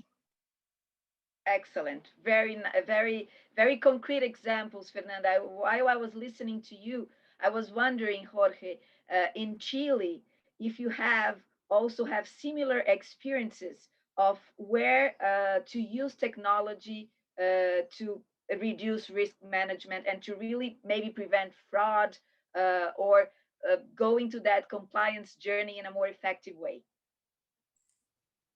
Thank you, Alessandra. And at first, I would like to thank the Brazil International Chamber of Commerce for organizing this workshop and for having me today here. And as a starting point, I want to very briefly to share with you some ideas about the institution which I lead, the Contraloría here in Chile, because it's a little different from the Contraloría or the controller in Brazil.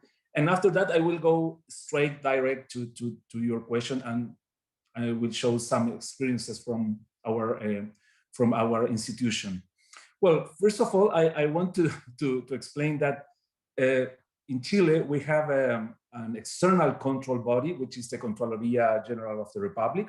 This is the office which I lead. I am the controller here in Chile.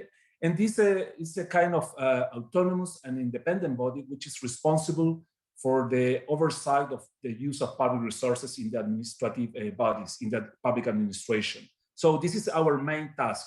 So we are, maybe we're equivalent in Brazil like the TCU, the Tribunal for Accounts for the Federation in Brazil. So we have 2 main tasks in our mandate. First of all, we have to control the rule of law, which is very specific here in the case of Chile, maybe which is very special in the all Supreme Audit institution in the world, because we have a kind of ex-ante legal control over the administrative acts, which empower the Contraloría to oversight the accomplishment of the law. And this is very important because, for instance, in the case of public procurement, we are able, in the very important contracts of the state, we are able to control the legality and also the integrity of these contracts. This is the first main task of the Contraloría. And secondly, we are also an audit body, so we have to perform ex-post audits, inspection, and special investigations in the public institutions, and also in the regional and governments and in the municipalities. Every year we have to build a kind of audit plan, and this plan, of course, is enriched with the plaintiffs' or the complaints from the citizenships.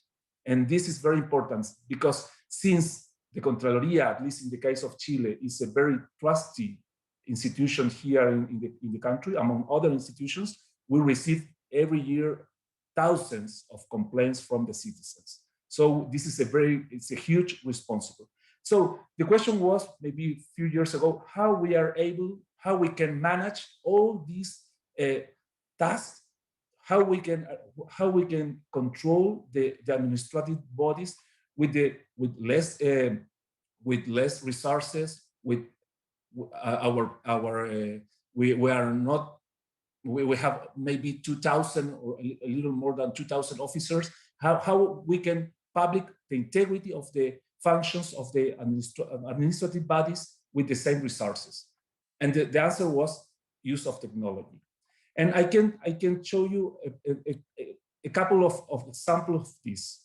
So we took the decision to boost the use of technology in order to improve the oversight of public resources and to control the rule of law, of course.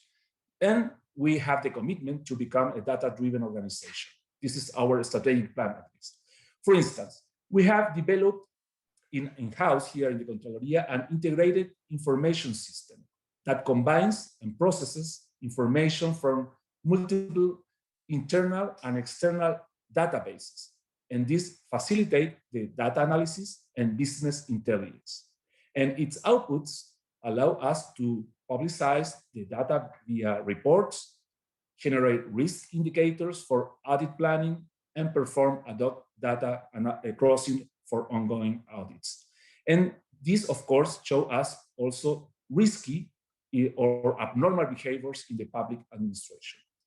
Since, for instance, the public high officers in Chile must declare their assets and interests, we also develop an asset and interest report system for the reception, management, and control of this among mentioned declaration of interests and assets. Through this platform, we use big data to cross the information, mainly with external databases. We are empowered to have the access to these external databases also, and then we can identify irregularities, such as abnormal enrichment or conflicts of interest. And this shows you how important is the evolve of the institution from a paper-based institution to a more technological institution like the Contraloría. And I hope this introduction highlights a little bit the conversation and how we are working with the technology.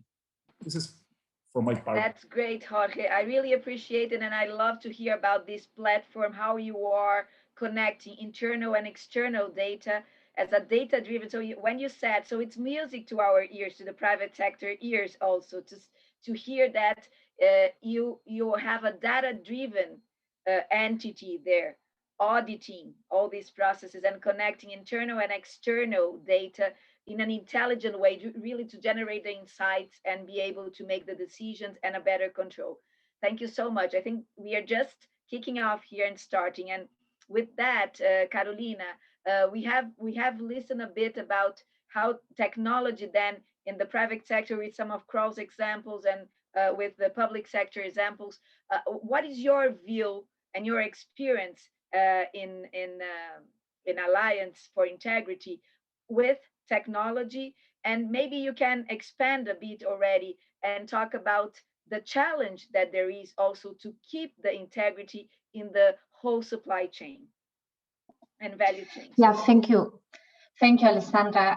And let me maybe at the very beginning be a little bit critical and bring a question that I think is the question we are asking ourselves as well as Alliance for Integrity, as multi-stakeholder initiative about technology. No, it's just the fact that technology, as Jorge and Fernanda presented, is right now driven transparency, driven better integrity, better controls. But our question is always how we can make sure that technology don't drive as a side effect more inequality as well. And this is for us very important every time we are looking at how to use technology, and especially thinking about one of the main target groups which we are working on, that is the small medium enterprise. And it's exactly what your second question was about. It's about big companies and the supply chain. So how we make sure that technology don't leave a small medium enterprise out of the market, but actually help them to as well improve the compliance system in a way that it's not maybe too expensive for them, or with a technology that they cannot implement because of their situation. So Fernanda already mentioned one point, the technologies that are open source, and a lot of small medium enterprise can use it. But I think for the small medium enterprise, the first step is how to achieve information. They are still far behind sometimes in the information they can have on these new technologies and how to use it. So that will be one first point, where in the Alliance for Integrity we try to work with big companies, with the public sector, to find ways and bridges to bring this information and these open source technologies to a small medium enterprise, and help them through mentoring process, through digital platforms that they can use to really implement these technologies and resources in their own companies. And the second, especially if we are talking about public and private sector, is how to build this bridge so that the private sector is using the data. The data that, for example, in the General Controls of Chile are being development, how many private sector entities are using this data, and using this data to also be an observer of integrity, and use this data also internally for the risk of corruption in the private sector. So this is our main challenge, to see and make ourselves this question, how we make sure that technology is not creating more inequality, and to build these bridges to bring technology to small medium enterprises. Thank you, Carolina. You brought a really interesting aspect that I want to continue developing on that one. And I will link this piece of having a more uniform or spread really the use of technology throughout the value chain. So not only in multinationals, big companies, or big governments, but really in small cities and in small companies or medium companies. I think that's a very interesting point you brought. And maybe, Fernanda, you can expand on you talked a little bit about the fraud and how you can, with certain mechanisms, like data analytics, work in preventing fraud. Maybe this is an example that can be used more broadly and easily, not only in big companies or in big governments. Can you expand a little bit more about that data analytics to fight or to find fraud and prevent frauds, and how we can use it more broadly? Yeah, sure. So it's interesting that what I'm going to talk about right now, I think Jorge already talked about, because he integrates internal data with external databases, and that creates insights so that they can fight irregularities, conflicts of interest, and fraud. So in a practical way, we can use data analytics to integrate, to go through large amounts of data, and from different sources, internal and external. And then we can identify suspicious activity. But there is a problem there, because depending on the rules and the logic that we apply to detect these irregular transactions, we might have the return of a high number of false positives.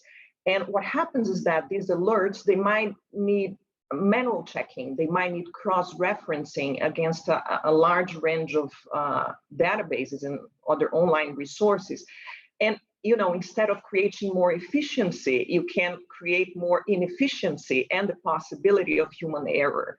So in order to actually drive operational efficiency and reduce man-hour applied to monitor fraud, it is important to consider the application of machine learning to boost artificial intelligence, because these are two complementary things, right? So to put it simple, machine learning is the link that connects data analytics and artificial intelligence.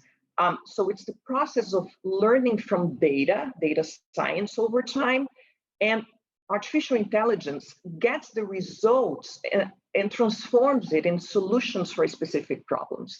And the algorithm that is used in this iterative process as part of both the result, but also as part of the beginning of a process again, can actually detect fraud when it happens in real time, and also predict potential behaviors that might lead to fraud.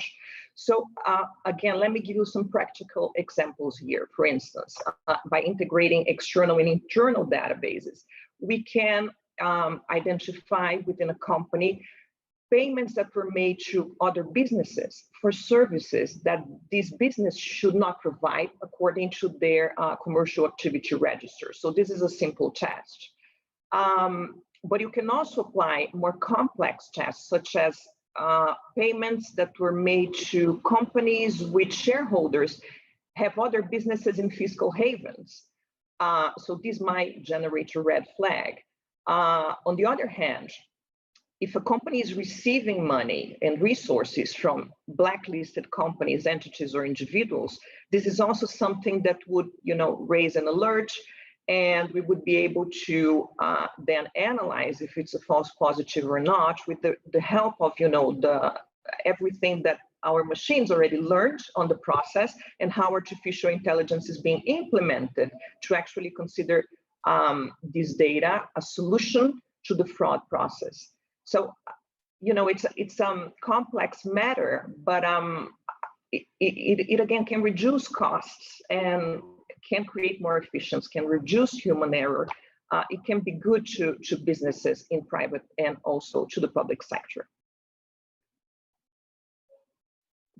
Thank you, Fernanda.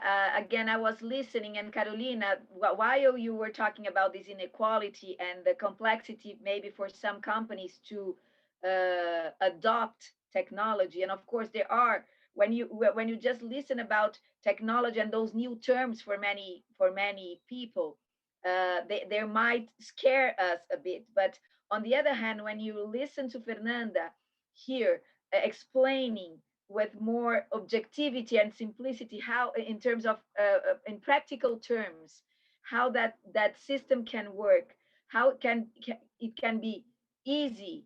We can start with smaller steps with maybe solutions that are simpler and in one way efficient, not very cost effective.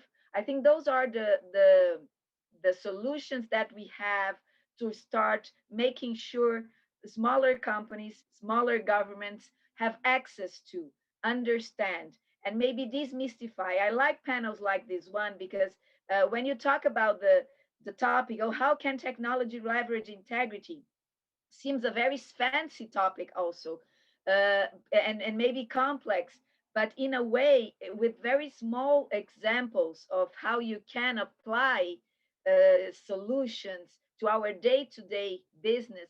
We see that we can include everyone, and we should include everyone, Carolina. And with that, and before going back to you, Carolina, I just want to hear from Jorge, because also Fernanda made a link between the internal and external data. Jorge said that there is this platform. I would like, Jorge, to listen a little bit more from you, if you could expand on the idea of the control mechanisms that Controladoria in Chile has adopted successfully. And if you have that experience to share. And also here is for us to talk about learning. So things that have not gone so well, because I think that we are all in our own companies and government learning from that digital transformation that has nothing, not only to do with technology, but a lot to do with people.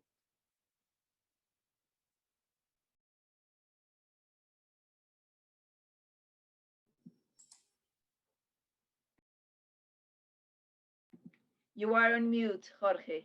Oh, sorry. Thank you. So, well, I was thinking about the question or the what already mentioned Carolina as well and Fernanda, but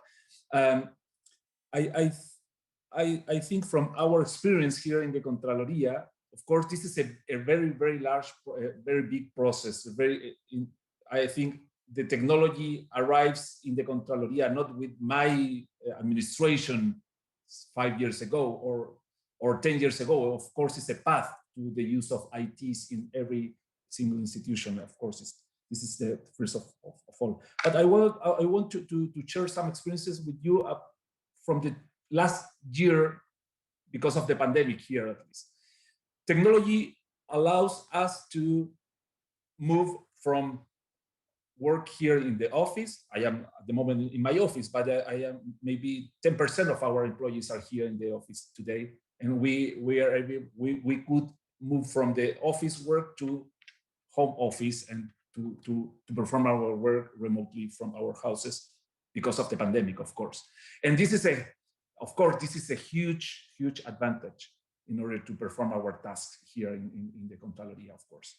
But the use of technology allows us to show some very quick findings, very, very, very impressive findings, for instance, in the use of public resources against the pandemic here in the country, at least. For instance, the public procurement processes. We were able to detect that more than 90% of the the contract awarded was direct, without public tender, for instance.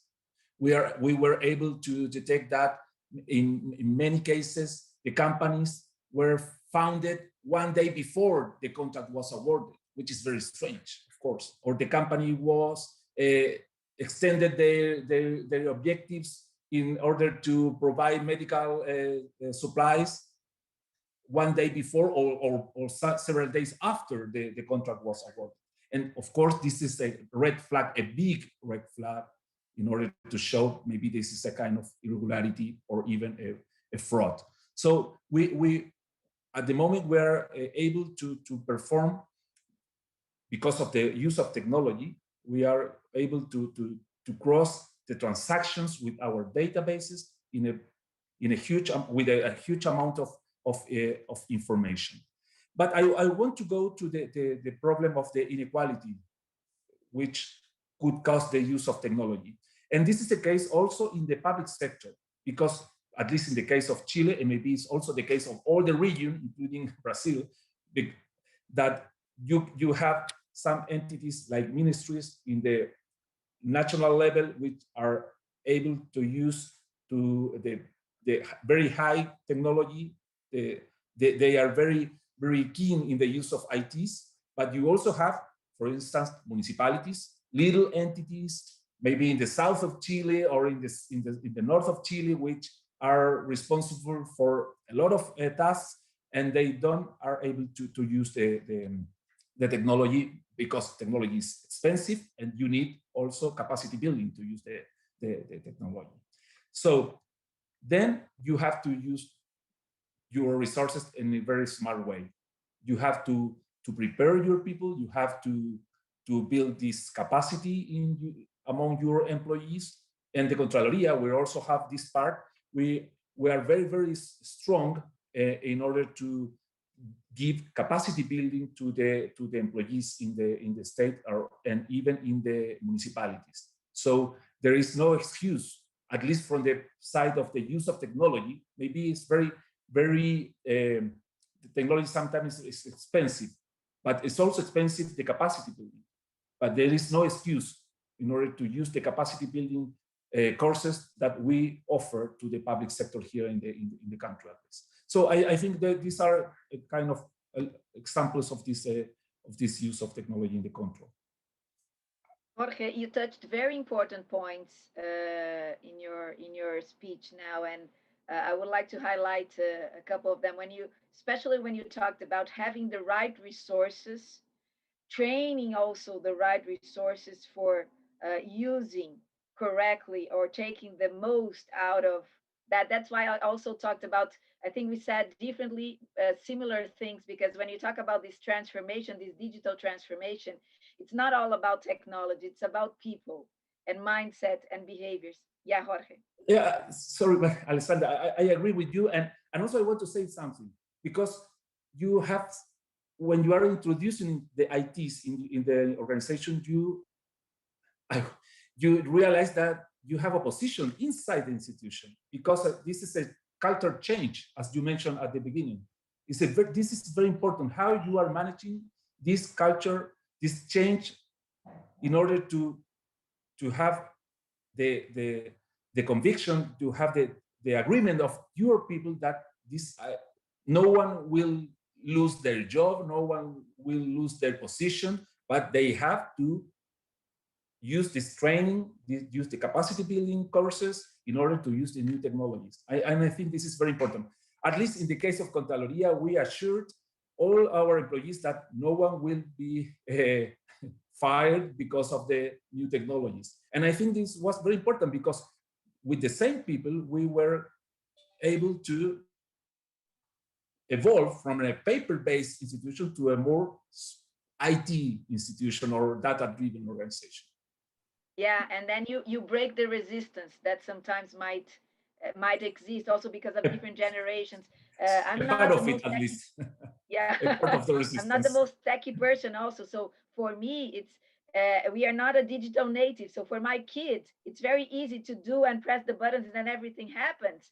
For me, it's not that automatic, that not natural. So it's an invitation. Very good insight from you. And that's a perfect segue, Jorge. And here the question is for everyone, whomever feels like, and it's a very tough one. I'm not sure we'll have the response for you, Davis. Davis Perez came here with acknowledging that there are many technology tools on the market that are specialized, and we have been talking about them. They are specialized in compliance functions, allowing large corporations and SMEs to protect the business from the legal and reputational risks, let's say. So, but how do we balance this exponential growth of technology with implementation in countries that are very much behind? And he mentions here Venezuela. So I know it's a, maybe we could have just a panel for that, Davis, and we might not necessarily have the answer, but I think maybe if we can share some insights and perspectives, that would be helpful. Yeah, maybe I can start. I was thinking exactly of that question while we were talking, and let me share an example of something that happened in my country, Argentina. We were given a conference for business development, and there was one person there. It was a very small city talking about artificial intelligence replacing bus drivers, and that was a city where people still were using horses to move from one place to the other. So when you are talking there about artificial intelligence replacing people workplaces, then the first answer of, and if we think of small medium enterprise is the same, then the first answer is the fear. So I think to reach those places, we have to first talk the language of the people there, and of every people or every target group that we want to reach, and explain how technology can help them to solve the problems, and explain it in a simple way. So Alessandra, you mentioned as well how Fernanda was explaining the case of machine learning and robotics. And if one hear about machine learning and robotics, you think maybe about a futuristic robot, no? And it's something actually really simple that can be implemented. So I think that is what we need, like this language, easy to understand. And then we have to use the international networks that are out there, civil society organizations, international organizations that are putting available and open sources for people to use in all the countries. And the last one is, of course, to use to explain how to use it. And for that one, the role of big companies, the role of governments with more experience, to exchange this experience, to explain it to other smaller players or smaller countries or regions, has a key role to play to achieve the implementation of technology, also in places where technologies may be far behind. Very interesting, Carolina. I agree with you, and we have been talking internally at Microsoft about that, because when you tell the story of a product, or when you really explain about technology, you have to change So it's not a technical conversation. You have to really, it's like me, I'm a lawyer as background. So if I talk my lawyerish language with my internal clients, I will lose completely the audience. They will be resistant to anything that I say because they don't understand or they don't know. I think the fact that we don't know about certain technologies, sometimes as a natural behavior, it puts us in a position, oh, I don't know. So it's either not right or it's something dangerous or it's not something good. So demystify in a way and show with concrete examples and simpler examples. Let's talk, maybe not talk about artificial intelligence, but talk about other simpler solutions in technology, or give the example of something that is artificial intelligence, but first give the example and then say, this is an example of artificial intelligence. I think that that will be the way. And for me, the question that Davis has here, it's applicable to SMEs as well. So it's the same way. That's why you really touched beautifully and to the right point. So I will continue here the conversation, and I will go back to Jorge, because we have been talking a lot about public and private sectors here. And this is the type of topic, integrity, that we do not address alone and independently.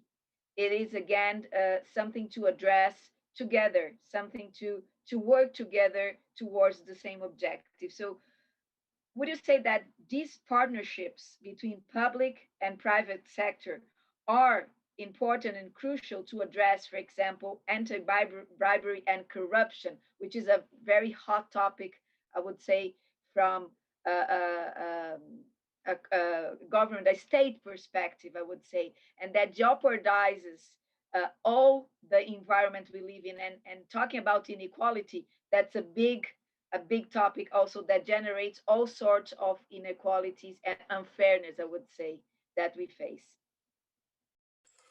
Well, I think it's key. What are you talking about, Alessandra? I think, of course, public-private partnership plays a key role in the fighting against corruption. Of course, corruption is not only a public issue, it's a society issue. It's an issue of democracy, it's the issue about the way we are organizing and the way we live as humankind, I think.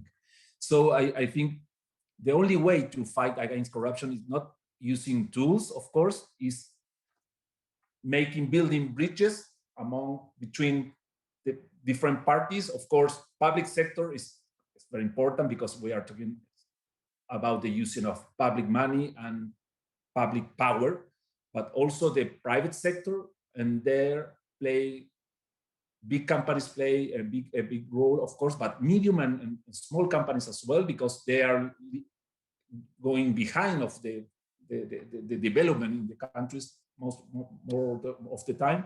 And of course, the citizenship, the ONGs, the organized citizens, which also have something to say in this regard.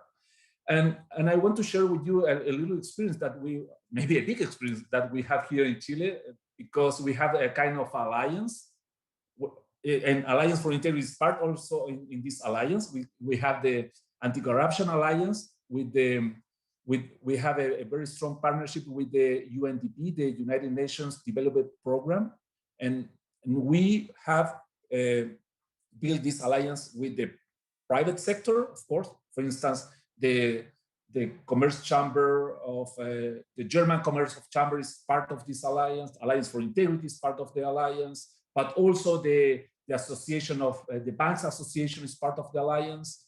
The Chamber of Commerce of Santiago is part of the alliance. The Public Prosecutor is part of the alliance. We have representatives of the judiciary also in the alliance, and so on. And also the citizenships. Also, for instance, the Chilean chapter of Transparency International is part of the alliance, and these kind of organizations. And we are very active as alliance. We, for instance, put some topics in the public forum in order to have a discussion.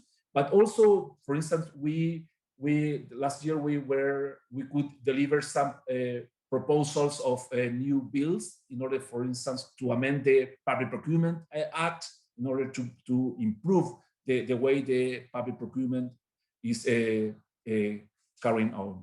So I think this kind of experiences is very, very useful in order to show how important is this kind of partnership among public and private sector to fight against corruption. Excellent, Jorge. You know that the word that I picked, and it's in my brain resonating here, is alliance. And so when we talk about, and we are reaching the end here, but I wanted to hear your final remarks. And we were talking about private and public sector partnerships, as we think about technology as an ally, and we were talking about demystifying technology. So it's an ally in this journey for a more transparent, for a more integral way of doing business, for a better, let's say, compliance journey. So when we think about alliance and technology as allies in our own journeys, I would like to hear from your experiences and your ideas on technology as an ally, your final remarks around that topic, because as I told you, I'm a firm believer that we are here together. We have to join forces, learn together, and address this issue as allies. I don't know who wants to start, but maybe you, Fernanda. Yeah, well, I completely agree with you, Ale, and you said something before that resonated to me. You said we need to consider things that have not gone well. And this is also a way to help other countries that do not have the same maturity in technology processes as, development countries, or even Brazil. I'm using the example you gave about Venezuela. Someone asked about that. So yes, we can learn a lot from our mistakes. And I can mention some problems we had with AI that could help other companies, small, medium, big companies, and governments in order to have their processes well implemented. So we need to think that data quality is something that is important, not quantity and volume. Because if you only consider quantity and volume, you are not going to have your costs reduced. Maybe they will be increased, actually. So this is one important thing. I think the other thing is we have to be careful not to use bias in the way we are training the machine or getting to the algorithms, because if we do that, that might create problems in the near future that we will not actually have good solutions to the problems we face. We will be creating divisions, and that's not what we want to have. You just mentioned that alliance is important, so I'm totally for it, and bias is not going to help us get there. And also a third thing that I can mention that we need to be careful about is how we actually keep that data, because we have GDPR, we have LGDP in Brazil, and there might be implications for data storage, for data retention, that needs to be considered when you are creating a process that includes, different types of technologies. Really nice. Thank you, Fernanda. Carolina, Jorge. Yeah, maybe I can follow.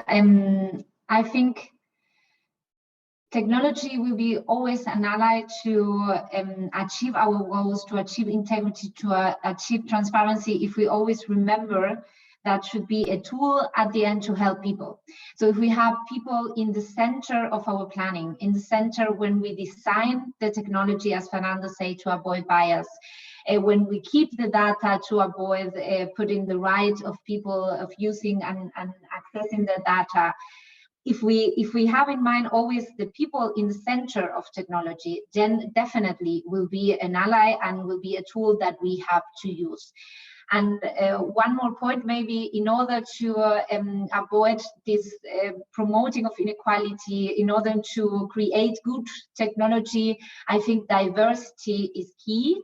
So to have people, but not the same people in the center as a target of technology, and to create technology to have at the end, think on the bigger picture, on all the different people we have in society for the creation until the end of technology. So definitely for it, for the ally, and to use more technology with diversity and people in the center. That's very interesting, Carolina. I couldn't agree more. And you made a perfect segue to what Fernanda was saying about the biases. I'm all for that. If we want to really address the solutions for our society, we have to really have the society represented when developing those solutions. Jorge, you Yes. have the final words now. Oh, thank you. It's a big responsibility. Thank you, Alessandra. But no, I want to say, of course, the use of technology is an ally, it's a tool. Corruption evolves. Corruption is not the same in every country and evolves during the time. With time, we can find different sorts of frauds or different kinds of corruption, because it's like a virus, evolves like a virus. So you have to adjust these tools in order to attack the virus. So we have to use technology wisely in order to attack this, to fight against corruption, of course. But in this fighting, I think we have to work together. We don't have to leave no one behind. We have to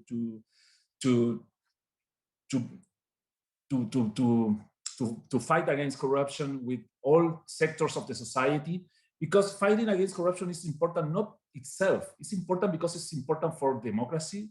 It's important for the people. It's important for human rights. It's important for business. The business flourish only in the democracy. At the end, democracy is important for the way we are trying to live peacefully. So, and I think key is the fighting against corruption. So I think this kind of the seminars, these kinds of events are very important in order to remember how important is this kind of challenges that we are facing. Thank you. So thank you so much. We are coming to the end here. I already see Karim here. But before we finish, I would like to thank again ICC for allowing this connection here and for us to share ideas in a very insightful conversation. So for me, it was a real pleasure to be moderating this conversation with you. Thank you, Fernanda, Carolina, Jorge, and ICC. So talk to you hopefully soon again, because this is just the start of several other connections and discussions, and from my experience, out of those seminars, as you were saying, Jorge, many new actions, activities, and initiatives pop up, and we learn a lot from each other. Thank you so much. Thank you, Alessandra. Thank you, Fernanda, Alessandra, Carolina. Thank you. Goodbye. Karin, you are on mute. I'm sorry. Em 10 minutos, retornaremos para o último Leadership Talk com o tema Segurança Jurídica na busca pela preservação do Estado Democrático de Direito. Voltaremos em breve.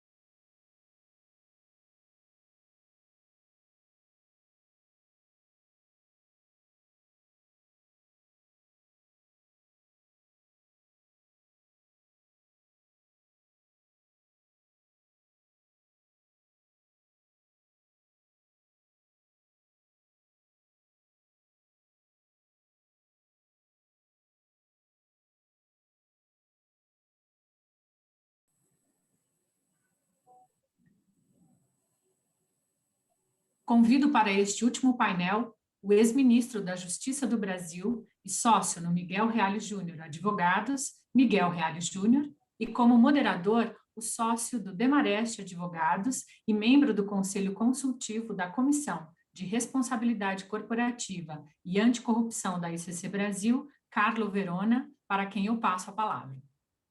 Muito obrigado, Karen, e gostaria de estender meu agradecimento e os parabéns por essa segunda conferência, nesse modelo novo, a você, ao Daniel, a Gabriela, ao Léo, a Tânia, e toda a liderança executiva da Comissão Anticorrupção e Conselho de CEOs da ICC Brasil.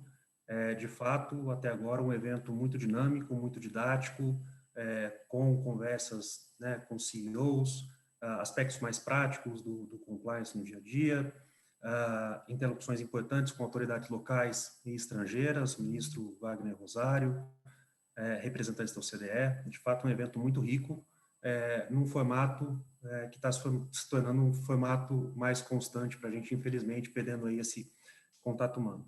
Aproveito também e agradeço ao professor Miguel Reale a oportunidade dessa conversa, no momento, mais uma vez, em um momento de inflexão do nosso país, e nesses momentos, nos últimos 30 anos, a nação tem se voltado ao senhor, professor, como um grande fiador da democracia. Foi assim no governo Collor, foi assim no governo Dilma, e novamente, nos últimos dias, nós temos acompanhado com bastante preocupação os desdobramentos relativos à apuração de potenciais crimes de responsabilidade do presidente da República e a repercussão que a apuração desses crimes pode ter no equilíbrio entre os três poderes e na preservação da segurança jurídica e do nosso Estado democrático de direito. No dia 31 de março, professor, o senhor deu uma entrevista para a Veja, em que o senhor fala que tem convicção de que crimes de responsabilidade foram cometidos pelo presidente, mas que não existiria, naquele momento, ambiente político para um impeachment, principalmente em relação ao fato de o apelo popular acerca dessa discussão ser bastante controlado, mitigado em razão das normas de isolamento social. Nessa mesma reportagem, o senhor menciona, inclusive, temer uma retaliação do presidente da República, e citando o senhor literalmente aqui, com suas tropas virtuais e reais.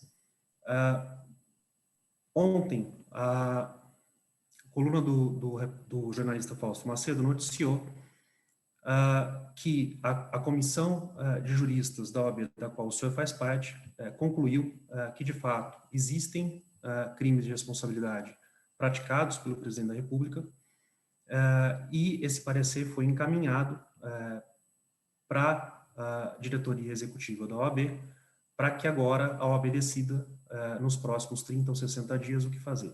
Hoje, o Jornal Estado de São Paulo publicou uma entrevista com o presidente da OAB, em que ele afirma a conclusão de que existem os crimes, mas há receio acerca do momento político que vivemos. Primeira pergunta para o senhor, professor: que crimes são esses? Como eles estão tipificados na legislação brasileira? Quais suas consequências? E como lidar com essa distensão que o senhor vê entre a fundamentação jurídica e a questão política pela qual nós passamos? Muito obrigado, Carlos Verona, pelo convite feito pela ICC para participar desta segunda conferência de compliance. Quero cumprimentar a diretora executiva do ICC e todos aqueles que estão nos ouvindo, nos vendo, e dizer que é uma grande satisfação poder estabelecer esta troca de ideias com um público tão qualificado. Bem, a sua pergunta diz respeito a quais são os crimes que estão sendo capitulados nesse pedido. Nós temos já cerca de 82 pedidos de impeachment oferecidos à presidência da Câmara dos Deputados. Esse nosso pedido, ele tem um outro viés, na medida em que estabelece claramente uma análise do comportamento do presidente durante a pandemia, como um obstáculo a recursos salvadores, ou seja, há recursos salvadores que foram obstaculizados, que foram impedidos de serem efetivados, né, levando, portanto, a um morticínio no país. Nós estamos com 360 mil mortos.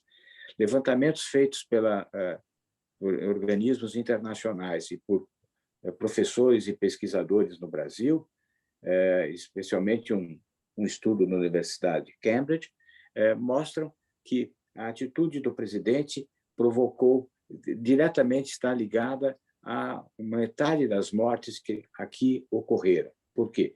Porque não foram tomadas as medidas preventivas acautelatórias para impedir a disseminação da doença, e isto se prende não só à atitude claramente negativa, negacionista, até mesmo levando as pessoas, especialmente a população mais simples, a acreditar no presidente, que não deveria usar máscara, de que não deveria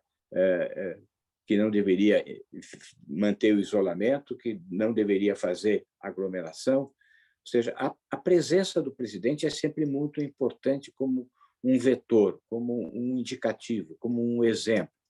Mas o outro dado muito mais grave foi a conspiração contínua contra a vacina. Ele chega até a dizer, e tem vídeos que foram juntados, vídeos em que ele diz: para que a vacina? Para que tanta pressa?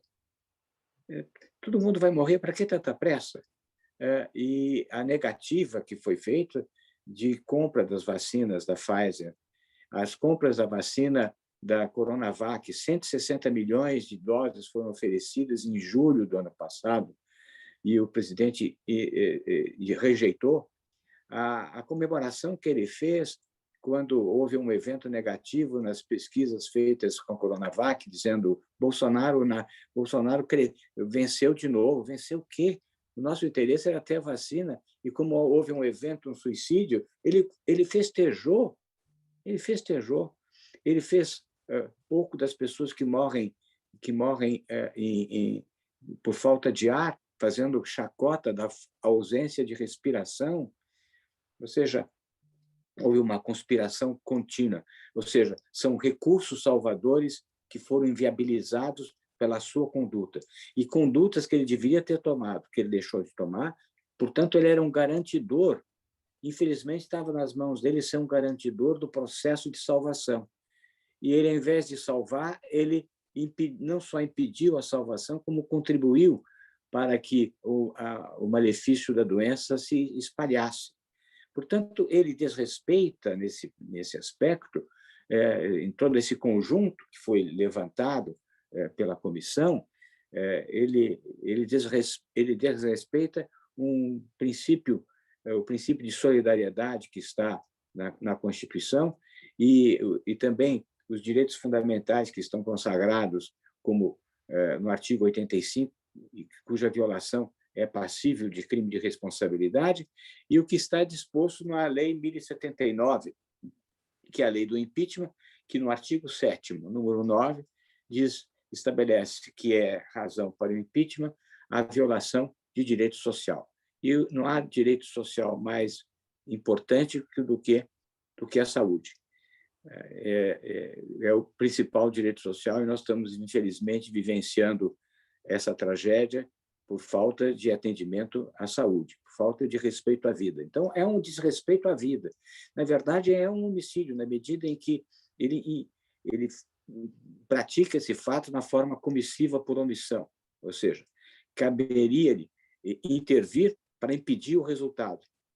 Ele não só omite a conduta que impediria esse resultado desastroso, como, de certa forma, ele provoca, ele incentiva ao perigo, razão pela qual também a comissão faz um aditamento à representação que a Ordem fez à Procuradoria-Geral da República pela comissão do crime do artigo 268 do Código Penal, que é um crime contra a saúde pública, que é um crime consistente em impedir medidas que obstaculizem a disseminação de uma de uma epidemia ou de uma pandemia, ou seja, e que tenha como resultado a morte, ou seja, em razão dessas medidas de impedimento de soluções salvadoras ou que iriam precaver contra a doença, ele tomou medidas de ir ele diretamente junto à população, fazer aglomeração, como ele fez em vários locais do Brasil, e especialmente saindo nos finais de semana para passear nos arredores de Brasília, não é? Para comer sanduíche, comer pastel, fazer e, portanto, é uma atitude que todos falam que é uma atitude homicida. Eu não vou falar genocídio, porque o genocídio tem uma outra caracterização técnica, não é? Mas na verdade, é um desprezo. Ele vê com indiferença a possibilidade da causação da morte, colocando acima de tudo um processo de discussão política, de antagonismo político com os governadores, os prefeitos, aos quais ele atribui a responsabilidade pela crise econômica. A crise econômica que não é causada pelos governadores e prefeitos, é causada pela pandemia. E já se estabeleceu claramente que a solução para a economia é vencer a pandemia, né? E, na verdade, ele deu prevalência ao seu interesse político de confronto com governadores e com prefeitos, para tentar, junto à população, se escusar da crise econômica decorrente da pandemia, para dizer, eu estou alertando, você está sem comida, você quer trabalhar, não estão deixando, eles não estão deixando, ou seja, absoluta indiferença com aquilo que pudesse ocorrer, com as pessoas, com a morte, com a internação, com o sofrimento da falta de respiração, com as dores, que é uma lesão corporal também, não é só homicídio, porque todos aqueles que sentiram todos os efeitos da contração do vírus, ele ficou absolutamente indiferente a um dolo eventual, uma posição de assentimento a que morram. Pode morrer, tantos morrem, isso é natural. Nós estamos diante de um fato que acontece todos os dias, não se morre só de Covid, se morre. E, portanto, é uma situação psicológica de indiferença, de assentir com o resultado que pode ocorrer, não tomando as medidas necessárias para que esse resultado não venha a suceder. Então, o pedido que é formulado pela comissão a ser examinado ainda pelo Conselho Federal da Ordem dos Advogados, ele se prende exatamente à violação de um direito fundamental, que é o direito social da saúde, por atitudes contínuas que são relatadas minudentemente e que ocorreram ao longo de um ano de pandemia. Agora, há o problema também posto por você, Verona, da conveniência política. Eu creio que o presidente paulatinamente vem perdendo repercussão política, não é? O presidente da ordem diz não há movimentos, e sem dúvida nenhuma não existe uma movimentação, porque não é conveniente exatamente promover manifestações e aglomerações na Paulista, mas o presidente tem perdido continuamente apoio popular, apoio especialmente na classe média e na classe mais privilegiada, não é? E mesmo na classe mais pobre, que está sofrendo os impactos da carestia, ele tem perdido, porque ele não soube assumir a responsabilidade de chefe de Estado. Ele assumiu uma posição continuamente de candidato a presidente da República em 2022.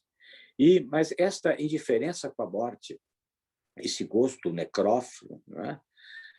Na verdade, é uma constante do Bolsonaro. Isso que se pode examinar, é uma constante dele.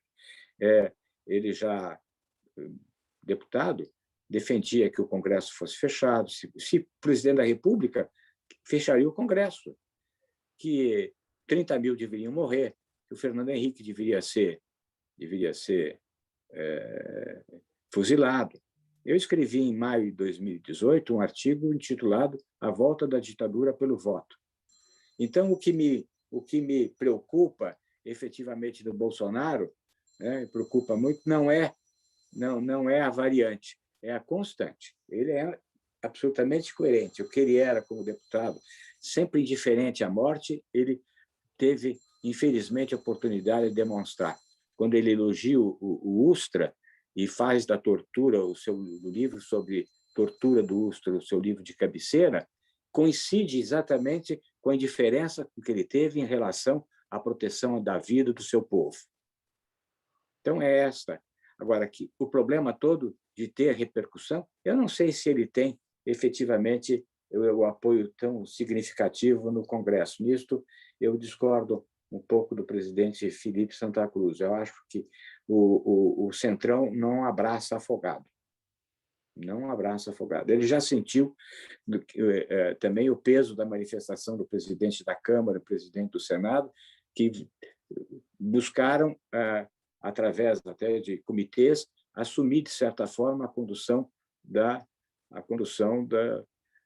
pandemia, da luta contra a pandemia, né? O presidente da Câmara chegou a dizer que a Câmara tem remédios contra o autoritarismo, que ele tem remédios, inclusive, fatais. Portanto, eu creio que na Câmara dos Deputados ele tem um apoio formal, mas que, substancialmente, o Centrão estava com Dilma. O Centrão, as mesmas forças políticas que hoje integram o Centrão estavam então, do PFL, na época do Collor, não é? Então, e no partido, então, PDS da época, então, e que hoje é o PP. Então, não vejo na Câmara dos Deputados que ele tenha tanta segurança assim de não prosperar um pedido de impeachment. Mas que não existe movimento popular, não existe. No entanto, isso pode vir sendo mudado até uma certa urgência, porque a queda tem sido significativa. Já ontem, pesquisa mostra que, num segundo turno, ele empata com a maioria dos candidatos, perde para Lula e para o Huck, mas empata com todos os outros candidatos de centro. Portanto, a Ordem dos Advogados teve esta ideia de fazer uma análise, um estudo que vai ser submetido ao Conselho, mas de estar presente num momento tão importante, com tanta repercussão negativa para a vida dos brasileiros, para a nossa autoestima e para a nossa rigidez mental. Nós estamos vivendo duas crises, a crise física e a crise do pavor, do medo, que fomos todos, por ter este medo de sermos entubados, somos chamados de maricas, né? Eu sou marica, sim, eu não tenho medo de ser entubado, não tenho vergonha nenhuma disso, né? Ou seja, esse desprezo pela vida humana é que é o objeto principal do pedido de impeachment. Professor, na ausência muito obrigado pela resposta, na ausência dessas manifestações populares tradicionais que nós vimos em outros momentos de inflexão da história democrática recente do país, como que a sociedade civil pode se engajar? Quais são os caminhos para manifestações democráticas para que se tenha um amplo debate a respeito do momento que nós vivemos? A gente tem visto nas últimas semanas ou meses a divulgação de uma série de cartas abertas de diversas entidades de classe, talvez a mais famosa vinda de representantes de peso do que se convencionou a chamar de Faria Lima, do mercado financeiro.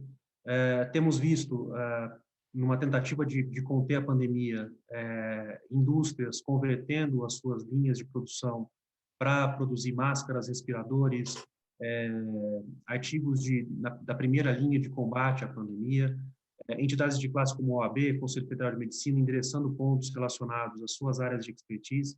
O que mais pode ser feito? Como a gente coloca a opinião popular e, em especial, para esse público que está nos assistindo, o posicionamento do meio empresarial brasileiro em relação ao que nós estamos testemunhando nesse momento histórico? Muito importante a sua pergunta. Eu coordenei um movimento em 2005 chamado da Indignação à Ação, que exigia que a apuração efetiva dos crimes de corrupção e de desvio de dinheiro público que estavam ocorrendo. E teve um impacto, teve uma força, mas de lá para cá, a sociedade civil se recolheu, especialmente por intermédio das suas organizações de representação. E prevalece a internet. A internet, ela faz ligações efêmeras, ela faz ligações entre desconhecidos, né? Mas ela tem o contraponto, tem também as milícias virtuais e os escritórios do ódio de Bolsonaro, e, ao mesmo tempo, tem todo um movimento contra o Bolsonaro nas redes sociais, né? A movimentação virtual, mas eu creio que é o passado instante de estarmos só pensando em redes sociais. As redes sociais ocuparam um espaço de tamanha grandeza e, de certa forma, obnubilaram as organizações da sociedade civil. Então, as organizações da sociedade civil, né, têm um dever agora de se manifestar. Não só os manifestos que foram feitos são manifestos assinados e principalmente por pessoas físicas e não por entidades. Veja só na área médica, quantas entidades médicas existem? Quantas entidades existem dos economistas? Quantas entidades dos engenheiros? Quantas entidades, quantos sindicatos? Os sindicatos estão desaparecidos. Os sindicatos das categorias mais variáveis, do comércio e da indústria. É a hora da sociedade civil se fazer presente pelos seus órgãos intermediários, ou seja, o Brasil ele não é composto exclusivamente por pessoas que se manifestam na internet. Existem entidades que levam o peso de uma representação. Então, é o momento das entidades, em conjunto, se manifestarem. Esta é o momento de perceberem o engodo que foi Bolsonaro, não é? Sem receio de reconhecer que houve esse engano. Houve esse engano. Houve toda uma ilusão.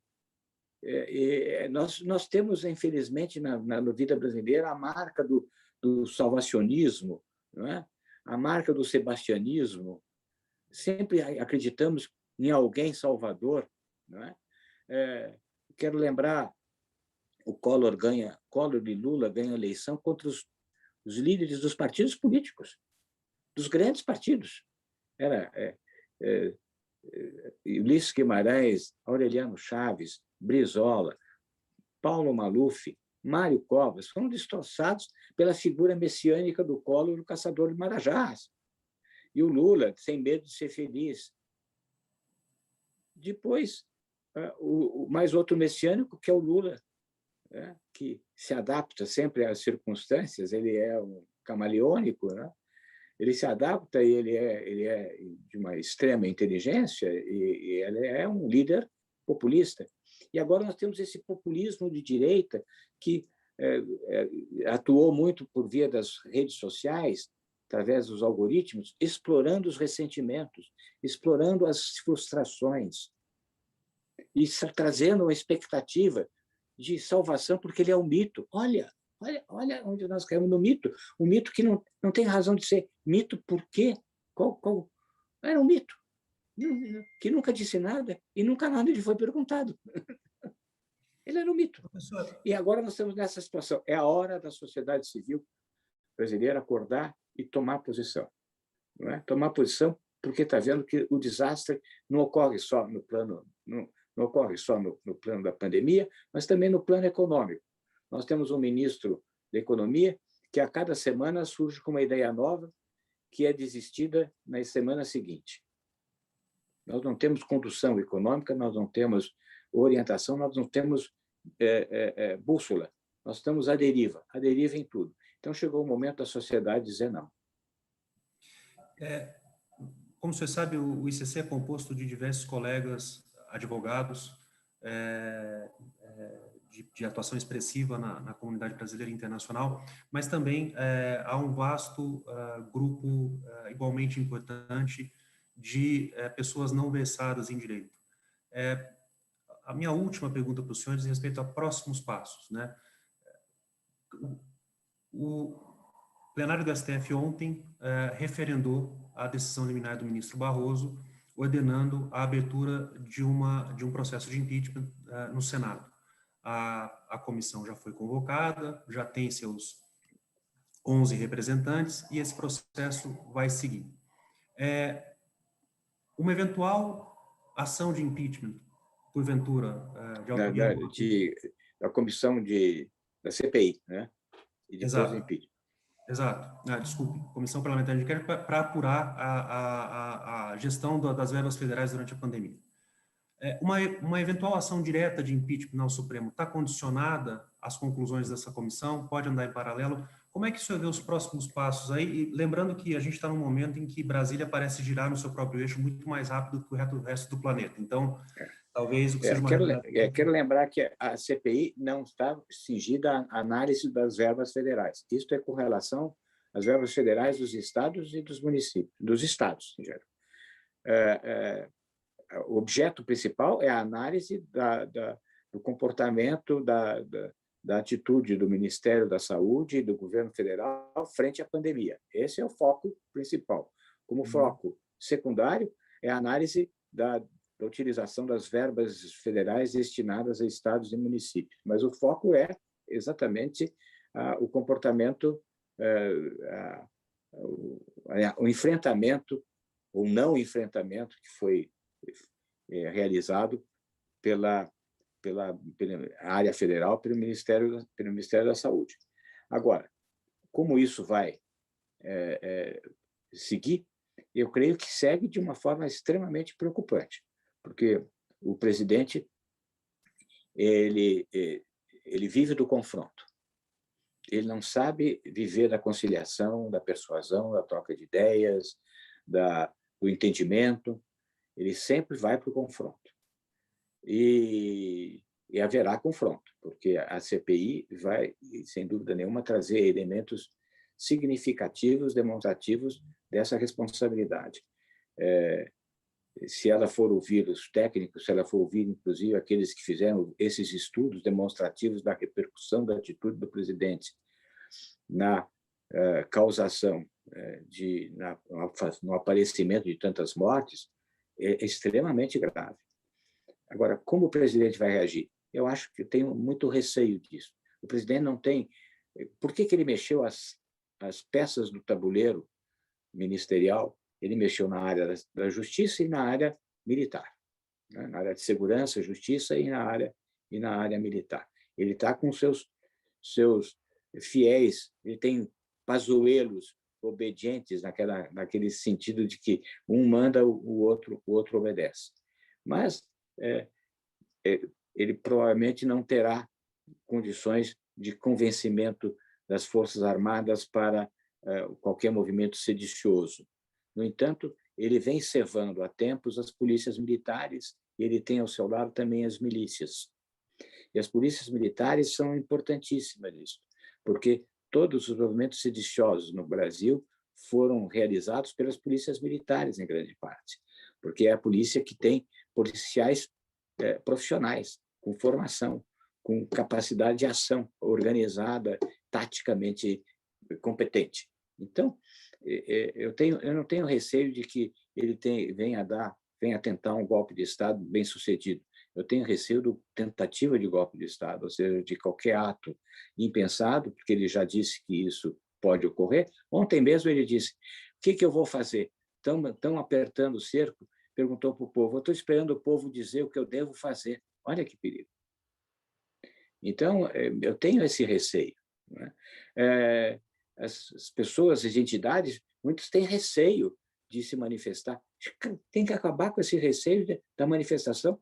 Durante a ditadura, eu era presidente da Associação dos Advogados, nós nos manifestamos, mesmo da Ordem dos Advogados, eu fui conselheiro estadual e depois federal. Se não houver manifestação, nós ficamos passivamente submissos a uma ameaça. Eu acredito que ele possa fazer uma ameaça de um golpe de mão, eventualmente, mas não vai ser bem-sucedido, não vai ser bem-sucedido. Mas se a sociedade se manifestar, nem isso ocorrerá. Se ele sentir que existe uma compacta ação da sociedade civil brasileira, por via dos seus órgãos, por via dos seus instrumentos intermediários, que são as entidades, né? Todas as entidades de classe, todas as entidades que conjugam profissionais. Não é? Se essa manifestação vier em conjunto das entidades, é muito mais peso do que manifestos assinados por pessoas físicas. Eu acredito que é o instante da resistência, é o instante da desobediência civil ao tumulto que o presidente busca saber se o povo quer, quando ele pergunta: o que eu vou fazer? O povo que me diga o que eu devo fazer. Ele está contando com essa ligação direta que incentive a que o presidente não respeite a ordem democrática. Professor Miguel Reale, muito obrigado por hoje, muito obrigado pela aula de cidadania. É a hora de falarmos, é a hora de buscarmos os órgãos de representação que falem por nós. Muito esclarecedora a sua participação aqui, fechando com chave de ouro a segunda conferência de compliance do ICC. Muito obrigado. Eu que agradeço a oportunidade. Muito obrigado. Karen. Obrigada. Para realizar o encerramento deste evento, convido a diretora executiva da ICC Brasil, Gabriela Dorliac. Obrigado, Karen. Vou fazer aqui um agradecimento especial ao professor Reale e ao Verona. Eu acho que, Verona, como você colocou, a aula de cidadania é uma maneira excelente de resumir. E eu acho que o compliance, ele nasce e morre na cidadania. Então, se ele não é só uma série de políticas internas de empresas, ele não é só lei, mas talvez a melhor palavra seja integridade, e ela tem que estar presente em todos os momentos, em todas as nossas ações, em todas as esferas. E eu acho que isso é algo que é responsabilidade, dever de toda a sociedade brasileira, exigir que ela não se enfraqueça, não dê passos para trás, e que a gente pare de ser conhecido como o país da corrupção, o país da falta de sustentabilidade. E eu acho que isso foi o que a gente tentou construir nesses 2 dias de conversa, começando com um bate-papo com o CEO da BRF, ou seja, como você transforma o compliance ativo para a tua empresa. Discutimos com especialistas qual é o risco Brasil hoje em dia, qual é a percepção de fora. A gente não cresce se os investidores internacionais continuarem a ver o Brasil com pontos de interrogação e com dúvidas sobre a integridade jurídica, a estabilidade jurídica e política do país. Discutimos com compliance officers novas ferramentas, discutimos hoje com o ministro Wagner Rosário como você faz uma mudança de mentalidade e cultura dentro do setor público. Acho que a gente olha muito as empresas, mas a gente tem que olhar também não só a criação de novas leis, mas como o setor público abraça essa mentalidade de integridade e transparência de uma maneira muito mais moderna. Tivemos a OCDE levantando suas preocupações. Eu acho que é um sinal de alerta que nós precisamos continuar nesse caminho. A gente precisa sempre estar atentos e lembrar que compliance e integridade, acho que são conceitos que vão evoluindo. Você não implementa uma lei e dá por encerrado. Eu acho que os dias de hoje demonstram que isso certamente não é verdade. Olhamos o papel da tecnologia, e eu acho que isso é algo que a ICC deve discutir cada vez mais, porque eu acho que é uma maneira de você poder dar acessibilidade e transparência. Acho que nada como transparência para exigir e garantir que o setor público e privado estão fazendo as coisas da maneira correta. E finalizando com o professor Reale, e aqui eu vou pegar talvez algo que ele colocou para encerrar esse evento de hoje, de que o setor privado, a sociedade civil, tem o dever de sempre se manifestar. A partir do momento que nós temos medo de dizermos o que a gente pensa, a gente deixou de estar numa democracia. Então, acho que essa é uma lembrança importante para todos nós, de que a nossa voz conta, ela é importante, e muito mais do que uma liberdade ou um direito, ele é um dever de todos nós. Queria agradecer a todos vocês que estiveram conosco nesses últimos 2 dias. A Comissão de Anticorrupção da ICC continuará trabalhando nesses temas. A gente espera que todos vocês possam participar, enviar seus comentários, estamos aqui abertos. Mais uma vez, obrigada e bom final de dia. Até logo. Obrigado.